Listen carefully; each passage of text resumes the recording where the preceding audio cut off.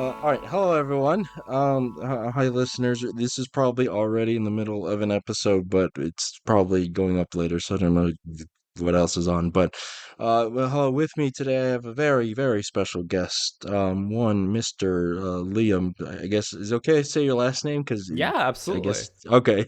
Alan Miller. It is on your Twitter like Yeah, handle and stuff. So yeah, okay. yeah. Uh, well, hi. Okay, why don't you introduce yourself to our dear listeners? Well, thank you very, very much for having me, and thank you for getting two varies before the special guest. I really appreciate that level of admiration. I don't know. One of those varies was for me Very. specifically. Oh, one of them. Okay, fair enough. Very flattering though. But yeah, my name's Liam. I am currently an independent video game developer, I suppose. But my last game was a couple years ago. Uh, I live in Tokyo currently with my wife. I used to stream and podcast and do videos on the regular for many years in the past at a couple Hmm. places, Super Best Friends Just a Play few. and Rising Superstream being the main ones. Yeah, that's pretty much me now. I guess right now I just work on games as much as I can, and I write a blog, and I occasionally post Kirby Airrider videos to my YouTube channel. So, but that's We'll about get it. there. We'll get there. Thank you for having me. So, my pleasure. So, I mean, that's a great intro. I say you're underselling yourself. For Hey. folks not familiar, Super Best Friends is well. I mean, I'm biased because I've always been a huge fan. That was quite the little channel that you guys had going there. Hmm. But and perhaps more relevant to our audience, game you created, Garden Guardian. Mm, Um, yes. and that's part of the reason I brought you on because hey, we talked cottage core, and that's cottage core enough because you're guarding plants. It's maybe not full on farming, but you are growing plants. You're collecting the fruit. We'll get there, but Yeah, I mean that's impressive in its own right. Really making a game. thank you. I appreciate it. It was really hard. Even though the game is so like small, it was still a lot of work. It was my first you know, published real game. I've made little game jam things before. Yeah. But Hmm. that was a lot. I do think it's funny the approximating it to cozy games and like cottage core and farming and stuff because Yeah. really like it's an action game. It is like totally just straight up an action game, but it is farming themed. And like there was a Steam sale a little while ago that was the like farming Steam sale or whatever it was. Yeah, And yeah, I kind of looked both ways and I hit the apply button like ooh, yeah. and Valve accepted it, so it went. I Yeah, sold some yeah. units in the farming sale, so it's adjacent. There You you don't go. do any like mechanically it's just an action game, but Or hey, I'll take what I can get. well, I mean, hey, it's 2025, possibly six when people are listening to Mm, this. But yeah, cottage core space has really changed, right? Because I mean, for so long before Stardew, really, it was all Harvest Moon and Story of Seasons, right? And yeah. they were no, maybe not formulaic, but you knew what to expect. Like it was very clear what they were doing. But I mean, it's exploded so much since Stardew, and I'd say since 2020s, since COVID, it just continued to kind of mushroom. Yeah. We I hell, we've covered Picross because Picross has done like Story of Seasons games, so we talked about that because mm, it's adjacent enough. yeah, it's true. It's true what you say though. Before Stardew, it's challenging to think of like significant games that are not Harvest Moon, Rune Factory, Story of Seasons, that sort of stuff. Like, I think the biggest one that comes to mind predating Stardew is probably Recettear, right? Like shop simulation. Yeah, But yeah, like, yeah. After yeah. Stardew changed the game for real. Absolutely. Yeah. And like yeah, that's part of the thing. Like we're starting to see that connective tissue to other genres, right? Like you say it's an action game, but I mean look at Sakuna of Rice and Ruin. That's Mm. literally hybrid, one part farming, one part sick character action. Hmm. Um So, it's the lines are blurring. And when we here at the harvest season love genre talk and blurring and lines and not making any sense by the end of it. I feel like that's There's how it a is a lot now. A yeah, lot of yeah, cozy games have different styles of gameplay, or a lot yeah, of non-farming games incorporate farming or yeah. that That's sort of stuff that's nowadays. oh yeah. I mean, have you played Spiritfarer? No, I haven't. I by Oh, Thunder Lotus, right? yeah, I've yeah, I believe seen so. quite a bit of it. That's actually, Yeah. I believe, made in my hometown of Montreal. Um, Oh, yeah, I believe so. They always present at our local events, so I they best be. I'm pretty sure they are though. Yeah, what a cool game, and I totally get where you're going with that. Yeah, yeah, yeah. Yeah. I mean, it's not a farming game, but it no. has farming in it, and Mm. it's very cottage core, but also that's a lot of things. Hmm. So that just yeah, like you said, there so much stuff's adding it and whatnot. I mean, hell, even technically, Animal Crossing has farming in it now. I Always guess been that's the there. other big one. Yeah, Planting trees, yeah, money yeah. trees. Oh, yeah. You're right. Fruit trees. That is type of farming. There you go. Yeah, Those orchards. You're right. yeah. Recently, I was playing Hades 2. That's got a garden. It counts, right? Oh, No, I don't know. oh, dude! I'm pretty sure you forget it. Has the Silk Song episode come out? There's people who want to talk about Silk Song, and we're finding. We, one thing we love doing here is finding the thinnest excuse to cover a game. Just whatever it Um, takes to get it on whatever show. it takes. Hmm. I Absolutely. like that. Yeah, yeah, that's how we roll here.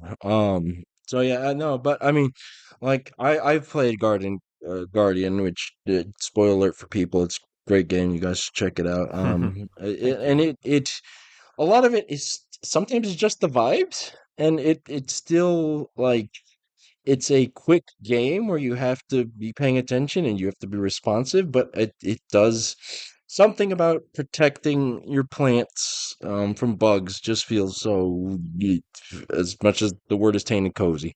It evokes a similar feeling in other games. Oh, well, thank you. I'm really glad. Actually, um, I'm not here to promote Garden Guardian, but I am. I will happily. Oh, you okay? Good. Well, then I am here to Yes. promote Garden Guardian. No, but I'm certainly not here like to sell it strictly, but like um, yeah, that feeling you're talking about, like I definitely was like a goal. I actually grew up on a farm as a kid. My parents divorced when I was young. My granddad had a farm, so whenever I was with my dad, farm life, right? And Yeah. one of the things that I remember was, having to treat our extensive gardens and crops, and also protecting our chickens because chicken hawks would just Mm. come and just kill them in the Yeah. pen. They'd take them away. They'd eat them there. I probably should have put a warning on that, but like, yeah, that's a real thing, and that was something I kept thinking about in Garden Guardian was the the anger I feel towards things trying to steal the plants I've been working so hard on, even though they're just living beings trying to get by, but I still feel Yeah. Yeah. a certain guilty ire where it's like, I need you out of here now permanently, but also like I get it, you don't know any better. Anyway, Yeah. I'm No. glad Garden Guardian imparts some of that energy in Yeah. No. practice, because I was definitely thinking about that when I was making it, uh, running down to the coop Yeah. when you see chicken hawks circling, just so you could make a big enough ruckus to keep them out. Um, Oh, yeah, you yeah. should. Oh man, I'd love you to meet Cody, one of our rotating co-hosts. She's an entomologist and works at Hmm. wildlife centers.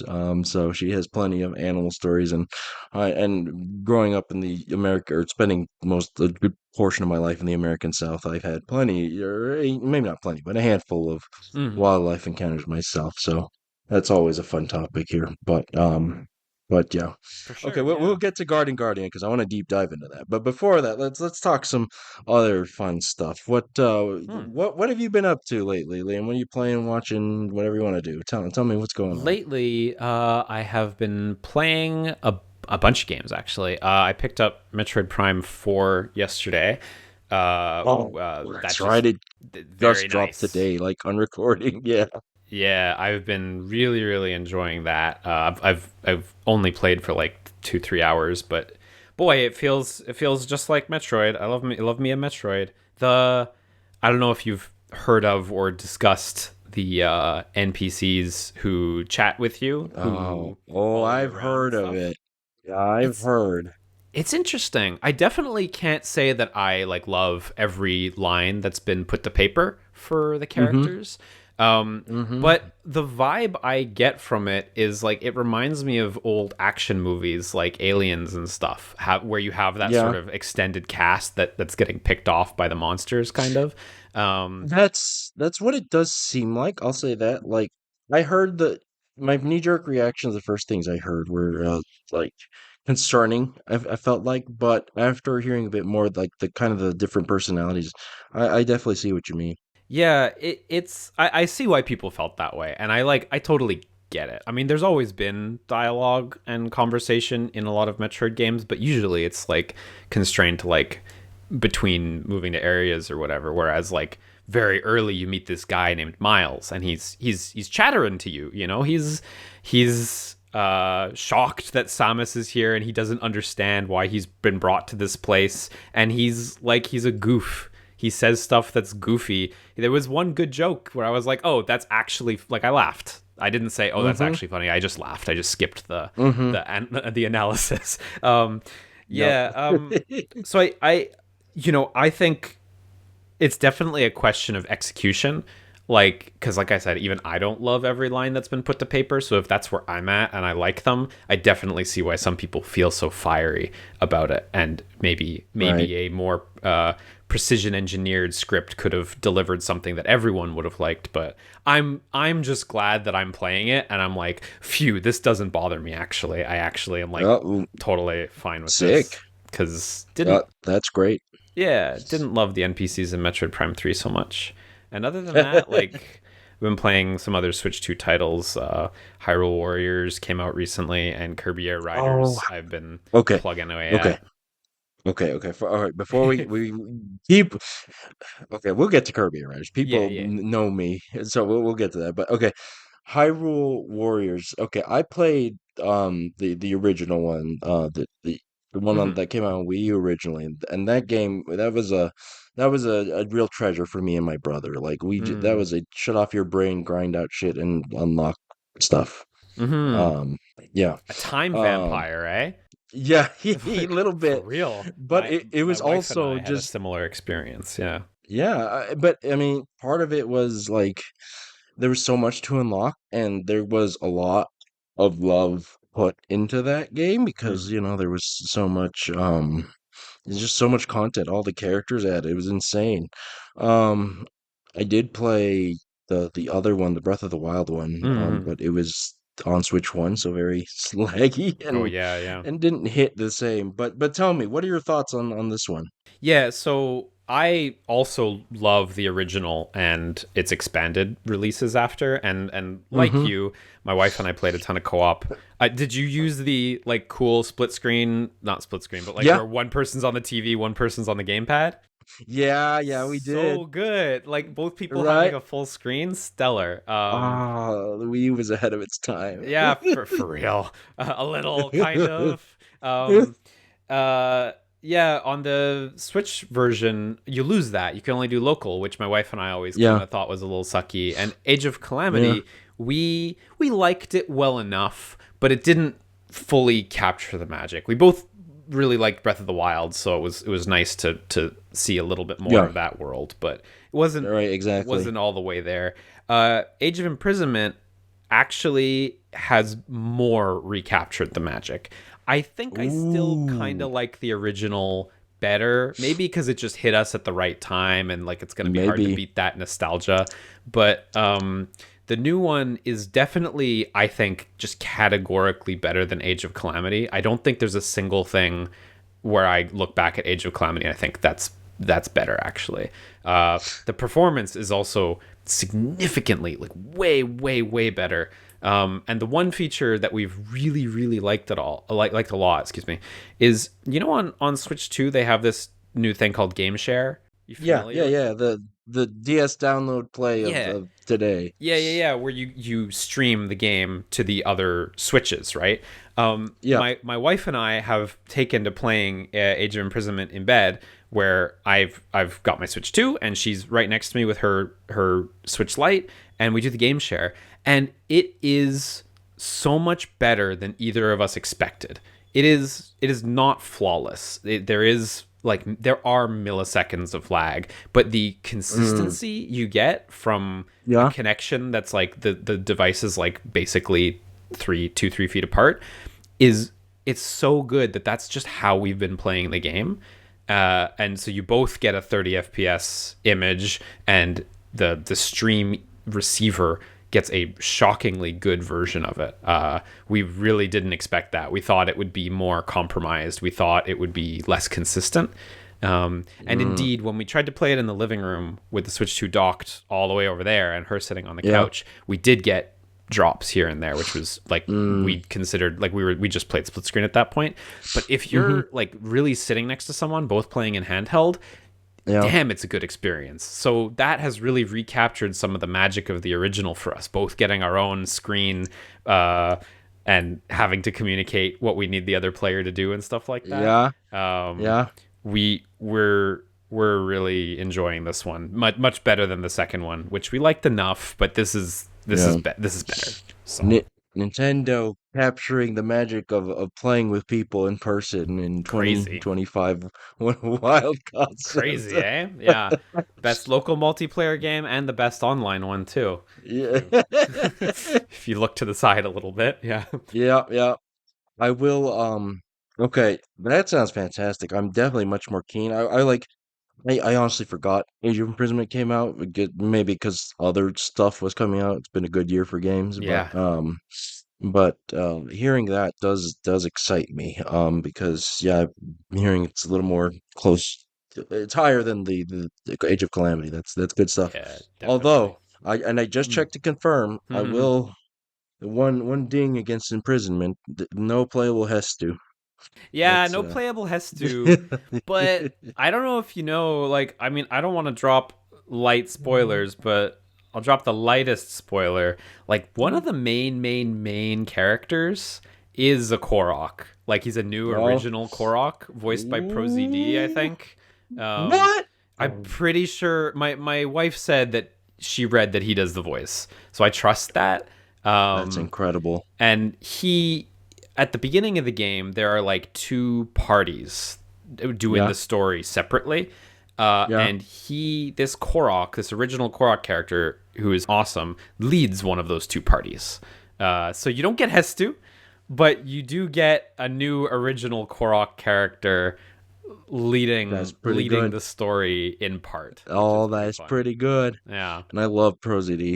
I think he's yeah, one of the yeah. funniest guys on He's the great. internet. Oh my God. Um, But the you know what? mm. I didn't even have to sell you didn't have to sell me with that. I jokingly say that, but I mean this game has Mineru. That's all I need. Yeah, Yeah. yeah. She's her move set is like super, like it's super amusing, her move set, because she uses all of the zonai devices and stuff like that. Oh, that's So cool. there's like one of her you know, in the game when you break an opponent's like guard, you do like a finishing move on them, right? Yeah, yeah, right. Her finishing move involves like manually spinning this rotating thing to hit a ball that slams into the opponent, like the kind of thing you would do to solve a puzzle in A Tears of the Rube Kingdom, you know? Goldberg as Yeah, an old. I love that. That's yeah. great. Minura's moveset is super baller actually, but All that. Oh man. if you know, one of the things I also really like about it a lot is I felt Age of Calamity struggled a little bit to make me that interested in a lot of its characters. Certainly True. there were a few where I was like, okay, yes, I'm here for Urbosa every hour of the day. Urbosa and Oh Riju can just stay on yeah. the screen because they are interesting, but like I'm not that here for the Rito ones. Like I didn't Yeah. find the Rito characters that compelling, and Yunobo as well. Didn't find him. I don't find him all that interesting. Yeah. I mean, Sidon, I I think love, of that. but you know. Yeah. So Age of Imprisonment one of the reasons it's fun is because although it has some characters from Tears of the Kingdom you do know, most of the characters are all new original characters, and each of the tribes has a Yeah. new leader character who you have not seen in Tears of the Kingdom or Breath of the Wild. Um, and those characters are charismatic protagonists, and each of them has two like right hand guys basically. So Mm-hmm. you get three from each tribe, and the right hand guys Oh, are that's much less fun. developed. Okay, sure. But you still get the main new ones for each tribe who are like just bona fide new goes at making. Here's a new Gerudo, here's a new Goron, etc. You know the play. Uh, Yeah, yeah, yeah. the new Zora chieftain, I particularly like her. I think she is great. She's cool. So uh, you That, know, oh, yeah, big that is positive in true. my eyes having like all these characters. I said you didn't see them in Tears of the Kingdom. That was actually kind of wrong because you do You see see them in them the flashback, right? in The yeah, wearing their sequences. masks, right? Yeah, yeah, In but you this never get their names even, I don't think. no names, no faces. So Yeah, yeah, so technically you do see them, it's true, but they weren't yeah. developed characters back then. Now, Right, right. for the Yeah, most part, they have their masks off in this game, and you speak to yeah. them, and they have names and faces, lives. I mean, it's That's still a cool. Muso game. The story only goes so deep, and we have not Yeah, finished of it yet, course. but it's lovely, and sexy Ganondorf is on display for like from the beginning. The real draw. Yeah, Yeah, absolutely. yeah, for real. Uh, All yeah. right. That's good stuff. Hmm. Okay. So, What can are I you ask? ready What have for you been playing lately? Oh, Before we jump over to what I know you've been playing oh. lately. Okay. Well, yeah, okay. We'll get okay. So I've been bit fairly busy this past week or so. I've picked up Marvel Snap again. Hmm. Um, a fair good amount. I believe, if I recall correctly, you are a card aficionado slash card games aficionado slash fiend Yeah. like me. I love card games. Oh, I've fallen so, off in recent years because like yeah. doing TCGs at the same time as everything else has been too much for me.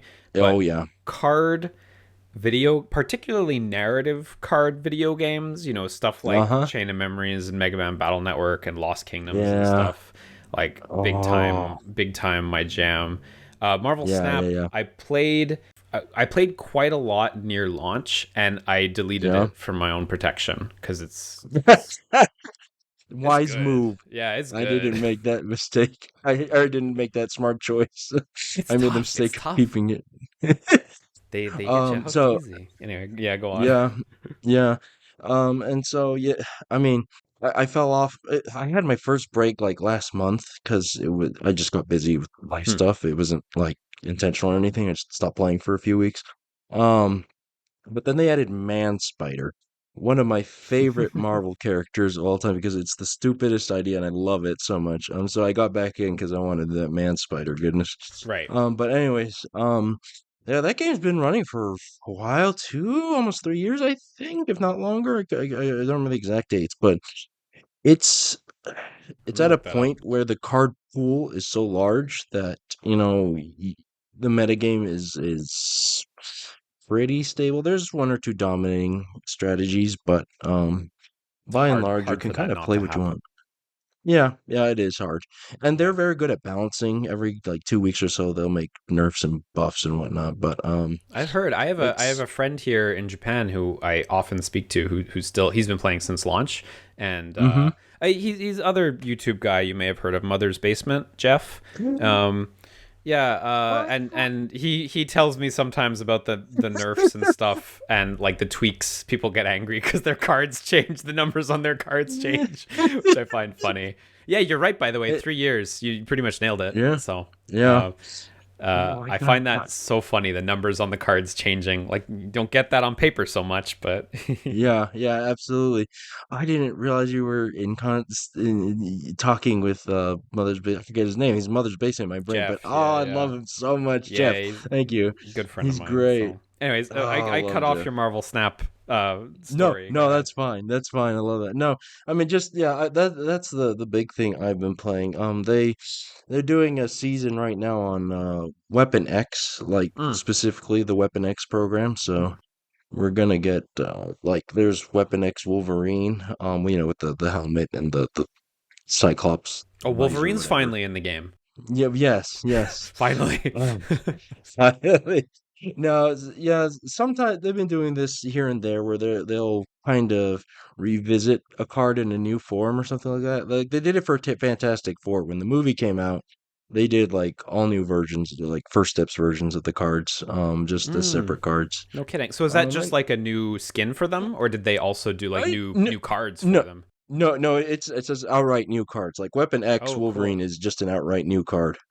Oh wow, I Um, see. Yeah, he's got the helmet on and stuff. yeah, yeah, yeah, yeah. Ah, awesome. Um, so Damn, yeah, that looks it's really cool. so yeah, and X-Men seasons are always fun because they're not afraid to, dig deep and pick out weird picks and Mm. whatnot. They have what's the character Marrow? The character I know in my brain is Spike Mm. because I watched X-Men X-Men. Evolutions. Yeah, yeah. Yeah, yeah. Same. Same, Um, honestly. yeah. But that's yeah, so that's been fun. Just picking up Marvel Snap, just a game I can, and they're so quick. You can knock out a game in like 5 minutes. So, I that's totally get it's what you dangerous mean. for that reason. Yeah. Yeah. Um. There, So let's see. So that's been going on. Yeah, not too much. Oh wait. Oh, no, there is one other one. hmm. Okay, so my one of my you know what? I'm ashamed of most of my loves. Oh no. I'm ashamed of my love of Yu-Gi-Oh and Sonic. One of the other ones that I'm in. Have you ever played any of the Mihoyo games? Oh yeah, Liam. Hoyoverse. The Yeah, Hoyoverse. Yeah, yeah. Yeah, I played an embarrassingly large amount of Genshin Impact. Okay.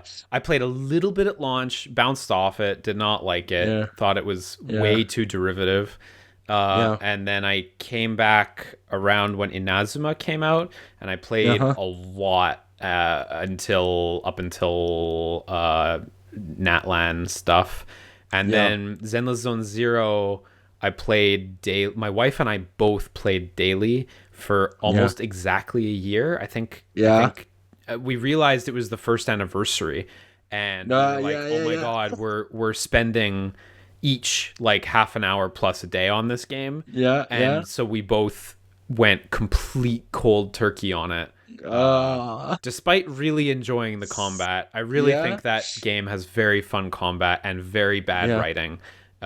Just like Genshin Impact, I think has worse combat and very worse writing. So what's your Hoyoverse drink of Oh, choice? okay. So first of all, I just want to say, so my sister was the first one to get to. She started Genshin near launch, I think. Hmm, And I agree, it was very, very derivative at first. But I think it has kind of grown, but like it's I think so still too. probably the worst of the big three. Like we make the joke that she logs in to just do pulls and not even play the game anymore. I have a friend who Um, does that. She pays for the yeah, the Welkin Moon pass, yeah, and yeah, I don't think she plays most days. She just signs in, yeah. gets her hit. Yeah, yeah, I get it. Yeah. So she also plays Honkai. That's like her main thing now. I Hmm. was eyeing Honkai for a bit because like the turn-based thing appeals to me. But Hmm. then when Zenless came in, oh, Hmm. I was in. Zenless is my drink of choice. Yeah. And they just dropped the new season. Yeah. And what's nice, so I think I've dropped maybe 20, $30 on the game since it came out.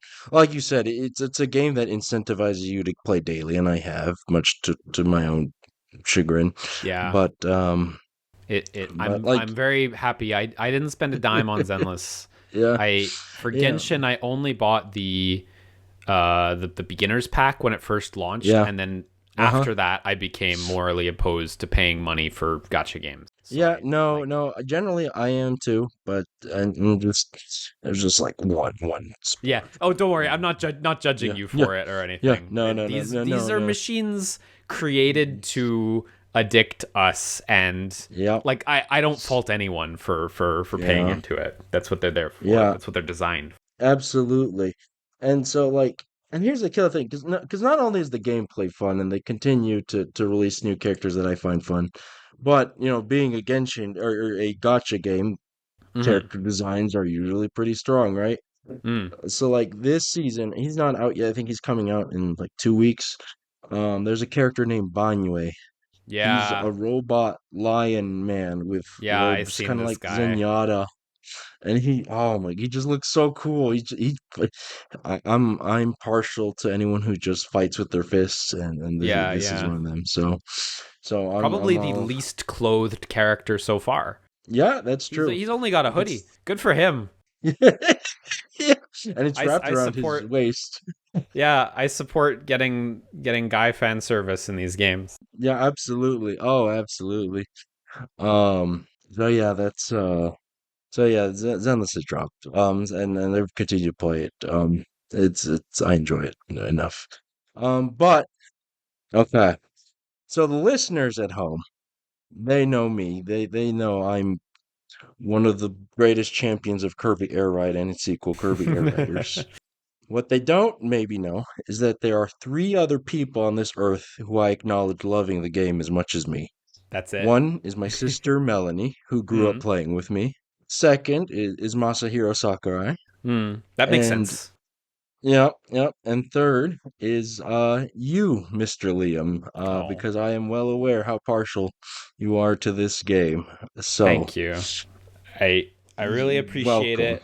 It is one of my longtime regrets that we didn't do an elaborate air ride video on Best Friends. That's one of those Yeah, ones that I yeah. always look back on and I'm like, why didn't that happen? I I don't. don't know. Oh my god. I don't know. And if it did, then I've I, just shut it out of my memory, but I don't think it I did. believe Wooly said there was a recorded video, but it was one of the few that Oh, was lost, if I recall. right. That's true. We did do something. And Yeah, I I think I think heard that tidbit. Cranky Construct, I don't know what he goes by now, but I think he had made an animation for us and everything. Oh, That's what? crazy that you remember that. Yeah, like a little animated opening. It's crazy that you remember Oh, that because that totally jogged my memory. And yeah. I have an damn, unhealthy amount of memory things of various niche topics. yeah, Air Ride kicks But ass, man. yeah. You're Thank right you. to acknowledge its greatness. I love that people didn't understand Air Ride the first time, and so Nintendo and Sakurai just went, "We're gonna make you understand this time. We're gonna." One of my favorite memes I've seen because I've seen a lot of traction from the new art medium that is Kirby Air Riders, but I've seen a Mm, meme here or there. Back to the Future. I assume you've seen Back to the Future. yes, yeah. Yeah. So if you Oh, I see remember, where you're going with this. yeah, one of my Yeah. favorite memes is Marty at the end of his guitar song. Yeah. Well, I guess you aren't ready. You aren't ready for this, and you see Kirby Air Hmm. Ride original with the 50 Metacritic score, but your kids are gonna love it, and you Yeah, get for Air real. Riders with the 80. Yeah, it's so true. But you know, it's man, the reviews for Air Ride I've always found interesting because Mm-hmm. I have a hard time faulting any reviewers for scoring the original low. You know, Yeah. if you had that game plopped on your desk back then and you didn't get a review guide back then, it wasn't so common, and you didn't have friends around to play with, and you had at best a couple weeks to review it, I could totally see how someone would come away from that game being like, there's nothing going on. Yeah. There's like unless you become addicted to solo city trial, like I you know what I mean? It seems ripe Um, for like a tough situation, a it tough was game to I review. can you're right, and especially with like the attitudes of gaming at that time. Like I absolutely see that. Sure. Um I now that I think about it, like I've never like it was absolutely formative part, but I'd never thought about how much. But like I said, my sister enjoys it as much as I do, and like I Hmm. think a big part of it was because we played so much together. One of our favorite things was just doing free run in city trial, just running around the city and just just running around with For machines and real. having fun. It was a sandbox That basically. that was the fucking VR chat of its time. Everyone everyone running around with Kirby like doing the Yeah, yeah, piddliest yeah, platforming, yeah, attempting to climb up the skyscrapers with the yeah, yeah. the poor feeling jump. Yeah, Trying to fight for the control of the Sky that was Island. it. That was it. That was the Fortnite hangout spaces of its time. Was You you and get three it. You friends get or it. one sibling around city trial Yeah, infinitely. yeah, Yeah. yeah. God. It's so Oh my gosh, nostalgic. It's that's funny so because good. it makes me think of nowadays there are so many experiences that are like quote unquote liminal spaces and stuff like that. And like that city trial experience, like playing with no timer, no rules, that's what that feels like to Yeah. me, honestly. Mark Zuckerberg and his billions of dollars with his metaverse Couldn't versus make Kirby this. Airride. Yeah, yeah. For real, eh? That's such a I'm glad you had that experience as well cuz I had that same Oh, experience with my I, friends and my sister as well. oh, I'm so glad you got to. Oh, Yeah, yeah. it's the most Magical. specific feeling, but it's great. It's magical.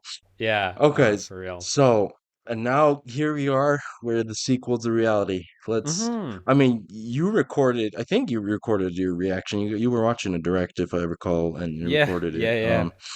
My YouTube Um, channel has become nothing but Kirby Air Ride videos. The last 5 videos are Kirby Air Rider videos, so yeah. uh, okay, Uh so yeah, I've said this. People have heard this on the show already, but I'm going to repeat it to you because I just want to describe my reaction since I didn't record because who would watch? But okay, actually, no, I was in the office. I was in the office. mm, It was like 9 a.m. I was in my office job, but I was watching the direct. I didn't care. It was fine at that time. Um, and so you see the trailer start, and it's Kirby on the Warp Star, right? mhm, And so, in turn, I think I was chatting with friends on Discord. I'm pretty sure I was. I was just, snarkily saying, "Oh, is this the new Smash Bros?" mhm. And then it lingers on Kirby a little longer. And so I'm thinking, okay, it's not Smash because it's not a new Kirby project, but it feels too soon for a new Kirby game. And so I, again, snarkily say, "Is this the Kirby Air Ride sequel?" And then the second the exhaust like pipes form on the warp Yeah. star, my hands just go up to my mouth and I have to hold back a scream because I'm in the office because I realized it actually was. And I had to legit fight some tears back watching that trailer because I couldn't believe it. I couldn't believe it. It was real. It's so good. I never really thought it would happen. Like Oh. after Near Automata was announced years ago, that was the most explosive reaction I ever had to a trailer. That Yeah. really like got me. Mm-hmm. It was so specific at the right time in my life, and God, I wish I Yeah. had a recording of that, but I don't. But that was the one that hit me at a level that I don't think I'll ever see again. And getting lucky with Streets of Rage 4 and Neo The World Ends With You, Oh my year over gosh, that was a good year, one too. I've come to a state of mind where as long as that director is like still in their position, I Yeah, just don't count anything out anymore. Everything's on the table. So I guess for so. me, I didn't consider Air Ride 2 to be an impossibility, but I just thought like outside of Japan, it wasn't really a hit, so probably not. Probably we'll just see it appear on the GameCube app, and I'll be happy enough with that, just being able to play Yeah, the yeah, GameCube yeah, yeah, one. yeah. So I didn't really see it coming, but I'm very glad it did, honestly. Like Oh. I was also very happy. Maybe not as explosive as you, but very happy about it. So I'm glad it was such a moment for you though, honestly. We It's see, it's a good we're feeling. fortunate that Sakurai had that fire burning in him just like us all these years. That's what it it amounts to. it's interesting because like obviously Sakurai said yes and he did the project and it came out really well, so of course he gives a massive about it, but like it's interesting because you listen to some of the stuff he says, and it was pitched to him from Nintendo, which is Yeah, so interesting because I would have clocked that the other way. I would have thought, oh, Sakurai absolutely, wants to right? take another go at it. Yeah, Yeah, evidently he I did want to take another go at it. He accepted, yeah, but I would have thought he yeah, would have been the origin point of yeah. that. The theory I subscribed to was that this was his, okay, I'll do Smash again, but you give me one game. Hmm. That's what I envision it. But yeah, that though he described that they came to him, which boggles my mind. Yeah, Here's hoping maybe Chibi Robo isn't dead. it's so interesting because like they came to him like knowing that they had Mario Kart like coming out just Yeah, earlier. Well, at yeah, the time both of these games were years away, right? But like knowing that they kind of and ending up releasing next to each other in some way, and they Mm-hmm. still did it. Super interesting. I think he even made a joke about that in one of his Yeah. presentations on it. Yeah, I believe he Uh, did. but yeah, I'm glad that And whatever led us down this timeline. I'm glad that it happened. yeah, I mean, like yeah. you know. And and an important thing, like a little more objectively about air ride that I don't think we gets passed around enough Mm, is if you look back a lot, Sakurai has a very stylized approach to his games with the checklists and the mm-hmm. menus and what the a lot of that you can see in Air Ride. Like you Mm-hmm. can really feel the genesis was there. Like it was kind of forming first in Melee and stuff, but I think it really solidified there. I Um, agree. Air Ride to Brawl, you can really see yep, the absolutely. the close evolution there. Whereas Melee is still a little bit more normal with the menus. Like they're Yeah. stylish, Mm-hmm. and you could use the Yeah. C stick to look around a little bit. Yeah. But yeah, Air Ride's the real genesis of the menus that I Yeah. think his wife designs, if I remember right. Oh, Uh, really? That's so I'm cool. I so they weren't married at the time, but like they started working together at HAL, and she still like supervises and does the menu designs. Yeah, So it's like dang. so you're not That's wrong a to attribute keeper. it to Sakurai, but it's the other Sakurai, The because other side. that is now her last name. Um, Yeah, yeah, yeah, yeah. but Oh, that. definitely like their style of menu is like Yeah. so good. I mean, you saw that I ripped it Yeah, I was really about to hard for say Garden it's Guardian. it's so Yeah, good yeah. it influenced other games that we might talk about. I yeah But we yeah. We could talk about that later for yeah, sure because yeah, we'll that's get to real. there. Yeah. Yes. Okay. But all right. So, I mean that's the preamble. Tell me, what are your thoughts on Air Riders? Um. I'm I'm really happy with what it turned out to be, which um not really a hot take, but like Air Riders feels to me more like Kirby Air Riders, like a Kirby Air Ride 1.9. Like it Mm-hmm. doesn't. It's like there's a bunch of new content. There's quite a bit of new content, but also all of the old stuff is back. Like all the old Because tracks are Sakurai. here. Yeah, right. All the old tracks are here. All the old carts are here. The game, the control model feels pretty much identical to how it originally was. The only thing we're really missing is the original city trial map, which is a bummer. I would have liked to see that, but um, uh, I really kind of like that it feels like so much like the original. I guess it's so faithful. Um, Yeah. Again, I would have been perfectly content if they had just put the GameCube one out and this one had Yeah. just been new stuff. But Mm-hmm. reimagining and bringing over all the GameCube stuff as well, I'm really satisfied with that. The pretty much everything I like all the new vehicles are interesting.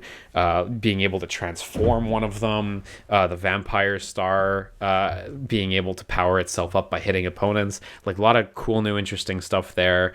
Yeah. New city trial map is great. The story mode, I guess we'll get to that in a minute, because Mm, that's a big conversation. yeah. The only thing that I feel like a little overwhelmed about and not sure about is like vehicle customization. I like seeing them on Twitter, but it's just not my bag. So like I'm just probably never gonna touch that, and that's fine. Sure, And sure. the other riders, like I felt spoiled having however many vehicles and just Kirby in the previous game. So Yeah, yeah, like yeah, yeah. I am struggling to pick anyone other than Kirby because for me, I just think of the vehicle pick. Like I'm very boring like that right now. Uh, Uh, I need to I mean broaden my horizons on my rider picks for real because I've I not been mean exploring.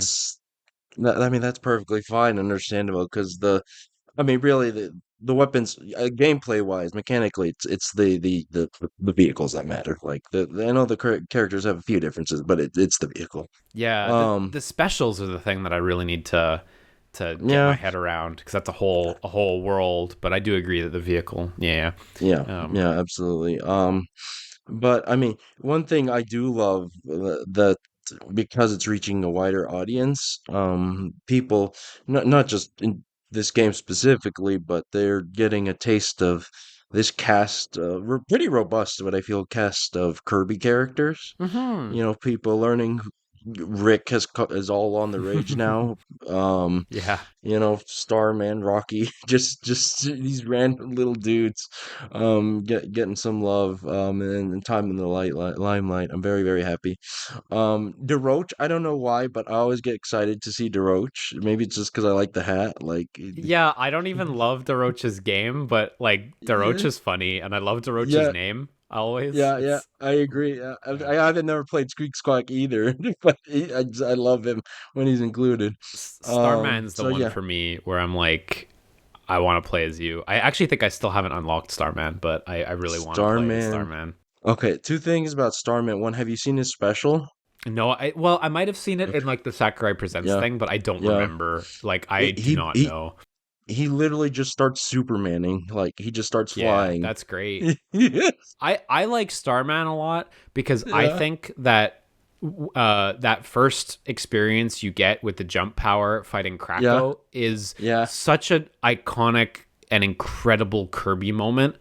And yeah, it's just like a really powerful moment in the canon of like Kirby gameplay experiences. yeah. Absolutely. Jump just like even though Kirby has such incredible vertical movement in the first place, when you use Yeah, jump and you get to an area that encourages you to continue going up and then you get to a boss like precision engineered to be targeted yeah, with jump, like yeah. man, it's satisfying. So It's Starman and so good. Krako, they occupy like a really strong place in my love for Kirby stuff. Absolutely. And hey, Krakow made it too. How hype is that? Mhm. The bosses. Love it. Um, yeah, the other thing with Starman, in City Trial, if you hop off the vehicle, he Mhm. actually does jump higher than everyone else. It's No great. kidding. That's Yeah, really no, cool I mean actually. it's Sakurai, right? Attention to Yeah, detail, yeah. man. So Yeah. no shocker there, but it's fantastic. Yeah. So the cast, it's so fun to have all these characters, and with Sakurai just says, "Ah, screw it, they can all have copy abilities." It's great. Yeah.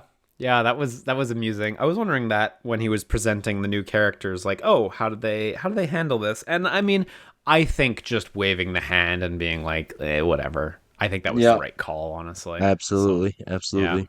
The only thing that I'm like, ooh, I'm not sure I like this change is in the original Air Ride, you press the A button to press your vehicle against the ground, right? Yeah, yeah, And yeah, so if you wanted to hit a boost panel or like a switch on the ground, you had to press the A button to yeah, physically touch it. And I always really liked in the first Air Ride, there's this really mechanically beautiful relationship between the vehicles and the things on the ground. Because hmm if you fly over a boost panel, for anyone who hasn't played Kirby Air Ride, you do not boost. You have to hit the brake button, the A button, to smush your vehicle onto the ground. And when your vehicle touches it, then you get the boost. And one of the things that's so beautiful mechanically about this relationship is there's like a class of vehicles, the bikes, that are always touching the ground. And yeah. ergo, they just get the boosts for free. That was like a really fun thing. Having to understand how to use the different vehicles and hmm timing your A button presses for successive panels.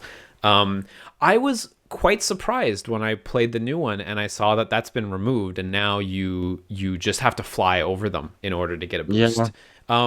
I don't think it is like so far from a deal breaker. This is like just like yeah. a nitpick. Nitpick. Yep. Yeah, I always Yeah. really admired that design element in the original, so Yeah. I was disappointed to see it go, but it Yeah. really doesn't matter. So now, for Yeah. anyone who hasn't played it, when you fly over a boost panel, you just boost, and it's fine. It's fine. It doesn't bother And me. I swear.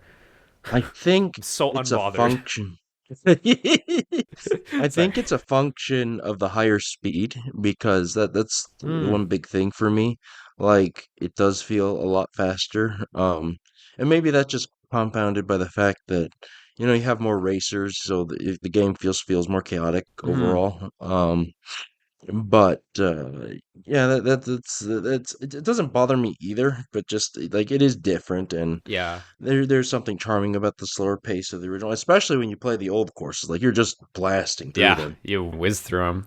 I Yeah, to your credit though, I think that's a great observation. You're right. Maybe the yeah, the faster movement speed was a contributing element there, because yeah, like that's kind of what I liked about it was like you had to time your press, right? But Yeah, admittedly, right. like now you're going like what 30-40% faster. So like you're right. That's a tougher mechanically for everyone to be Yeah. able to handle. So yeah, Mm-hmm. I hadn't thought of that. Yeah. Yeah. Um, man, one great thing about the old courses. So my brother Calvin, who didn't exist when the first air ride came out, has of course been playing with me and my sister. And so some of the new courses, he got a win or two because Hmm. I was new courses, learning and the new speed and whatever. But anytime we hit the old courses, he gets smoked, just Mm. left in the dust because So funny. Melanie and I just know these courses just lodged deep in our brains. Yeah, I totally um, know what you mean. I played a little bit with my wife, and just like when you hit that bump in Checker Nights, like yeah, everything's right in the world. You're right back yeah, there when you were a kid. yeah, Like yeah. yeah, man. It's when you're going down the grind rails for me and the like the cities in the back. Yeah, Good yeah, times. man. Um, The nostalgia absolutely. comes right back. I think Yeah. it's really interesting. I didn't. Obviously, we can't open up Switch 2 games and rip their files or anything yet, but watching the trailers and comparing it to footage, like I'm 99% sure that they use the exact same geometry for the old stages. Like they only updated the textures, and I think that's Yeah. rad. Like that they Yeah. still have a little bit of a lower poly feel, even if Yeah, the yeah, art yeah, has yeah. been overhauled. Yeah, Um, I agree. They're Super cool. like even just looking at like the outline on the mini map, they're just like simpler courses, Hmm. like just simpler shapes. Definitely. It's great, absolutely. Oh, you know what? There, okay. So that's like general air ride, but there Hmm. is one other change. I'm not grumbling. I definitely feel it's more old man. Like I just want the old way back. City trial. I don't want anyone to be able to choose. Just deal with the game that you're handed. If Random stadium. yeah, yeah, yeah. If you get, you have your sick Rex wheelie bike, but you get the flying mini game, tough, tough. Yeah, you. Yeah, yeah, yeah. So like I probably feel the same way as you, which is like yes and also no. Because yes, like it's really hard to beat that like you and your friends play through a round of city trial and one of you just gets you have a maxed out Hydra and you can't do like Yeah, yeah. um uh I agree. Like that's hilarious. But I Yeah. I must admit my initial reticence to the change to like pick your stadium is offset by like understanding that like oh there's a lot of like fun strategic value at the end that like There wasn't is. present in the original because it's like oh Yeah. my vehicle could crush at this but also this one maybe Uh-huh. and so I totally see both sides of it and Yeah. I think I'm totally on board with you where like I miss that but Yeah. Yeah. I think it's two things. Like I option like giving people options is always generally a better idea. So I get hmm that. I acknowledge hmm that. And it's probably more appealing to most people to be able to choose their game. But hmm like you said, there is a sort of that little mind game when you're picking a game. Sometimes it's even not just like what you're good at, but you saw, oh no, there's like two or three other wing stars in this. I'm good hmm at flying, but I don't know if I'm that good at flying. hmm So let me pick another one. But what's nice, at the very least, it's nice that the variety of the mini games has been updated enough to support that. Um, because yeah big all time the classics are there, but we get a lot of fun stuff, including all these bosses. He's thrown so many fun yeah like additions in there. the new Um, bosses are cool I forget the names of these two events but the avoiding the laser hallway and yeah, yeah, the the beam thing, yeah, switches, like pressing the switches. yeah, I pressing the think buttons. That's a those are great great one. additions. Yeah, yeah, Yeah, they are big time. absolutely. The new bosses is dope because, like, versus DDD was already really cool. Yeah, it Uh, was. so having a bunch of them now, Yeah. so good. and they still come out It's rare enough that it's special, kind of. Yeah, it is, and even when it does come out, who's it gonna be? Is it gonna be Mm-hmm. the Robo DDD? Is it gonna be Nightmare? Mm-hmm. You never know. It's fun. It's great. Yeah. And different vehicles do differently against them. It's Mm-hmm. fantastic. Yeah, Oh, definitely. I'm still making my way through road trip mode because I've been doing a playthrough of that, uh-huh. and so I've only been playing it when I have the opportunity to record. Yeah. So I've finished it once. I got the normal ending. Mm-hmm. Have you gotten at least that far? I want to make sure I don't say Okay. anything that's Okay. Well, here's the thing. The Switch 2 is actually my brother's. I don't have the Switch 2 myself. okay, I see, I see. But the game is mine. Mm. But It's funny how that goes. yeah, yeah. But so I like, and I'll let him play or whatever, because I'm working and he's in college, so he has more free time than I do. Mm. So I was like, go ahead. You can play road trip mode or whatever. I'll get to it when I can. Mm. So he's played it. So I'm familiar with everything. I haven't played it myself, but I'm familiar with story and lore wise or whatever. So Okay, okay, speak cool. freely. I will speak relatively freely. Yeah, I've been playing through that, and it's been really fun to like encounter the bosses for the first time in that context. Not all of them have like a grand presentation or anything. Like sometimes you just get to the end of an area and Yeah, it's like, oh, Nightmare's here, and you're like, oh, okay, I guess Nightmare's here. yeah, But like it's still fun getting introduced to these bosses in like this solo setting where it's like, yeah, figure it yeah. out. Nightmare specifically, I lost a couple times because I was not respecting just how much damage he does. Yeah, But yeah, the bosses are I find quite enjoyable actually. Like yeah. Kirby Air Ride is really suited to combat, despite how like unwieldy it is. Like Yeah, there's evidently a ton of work put into making combat still feel fun in this weird yeah, car setting. And the bosses feel like super great to fight against. yeah. Yeah, the since you haven't played it, I won't ramble too much on this, but the new mode is really cool. It's like Mm-hmm. if they took Super Smash Brothers for Nintendo 3DS's classic mode and they like Yeah. super elaborated it out to like a long enough story thing. Mm-hmm. It took me Yeah. like 3 to 4 hours to finish it the first time. I want to say I played through on hard, which is totally manageable. I think you'd totally be able to manage hard. But it's nice. It's not gonna blow you away or anything like that, but it is a fun addition to the lineup of modes. It definitely provides like a solidly different experience. And the final boss was very cool. The one of the other legendary air ride machines there. Yeah, yeah, yeah. I thought that was a very cool sequence that I did not expect. So that was it's Yeah. just so big.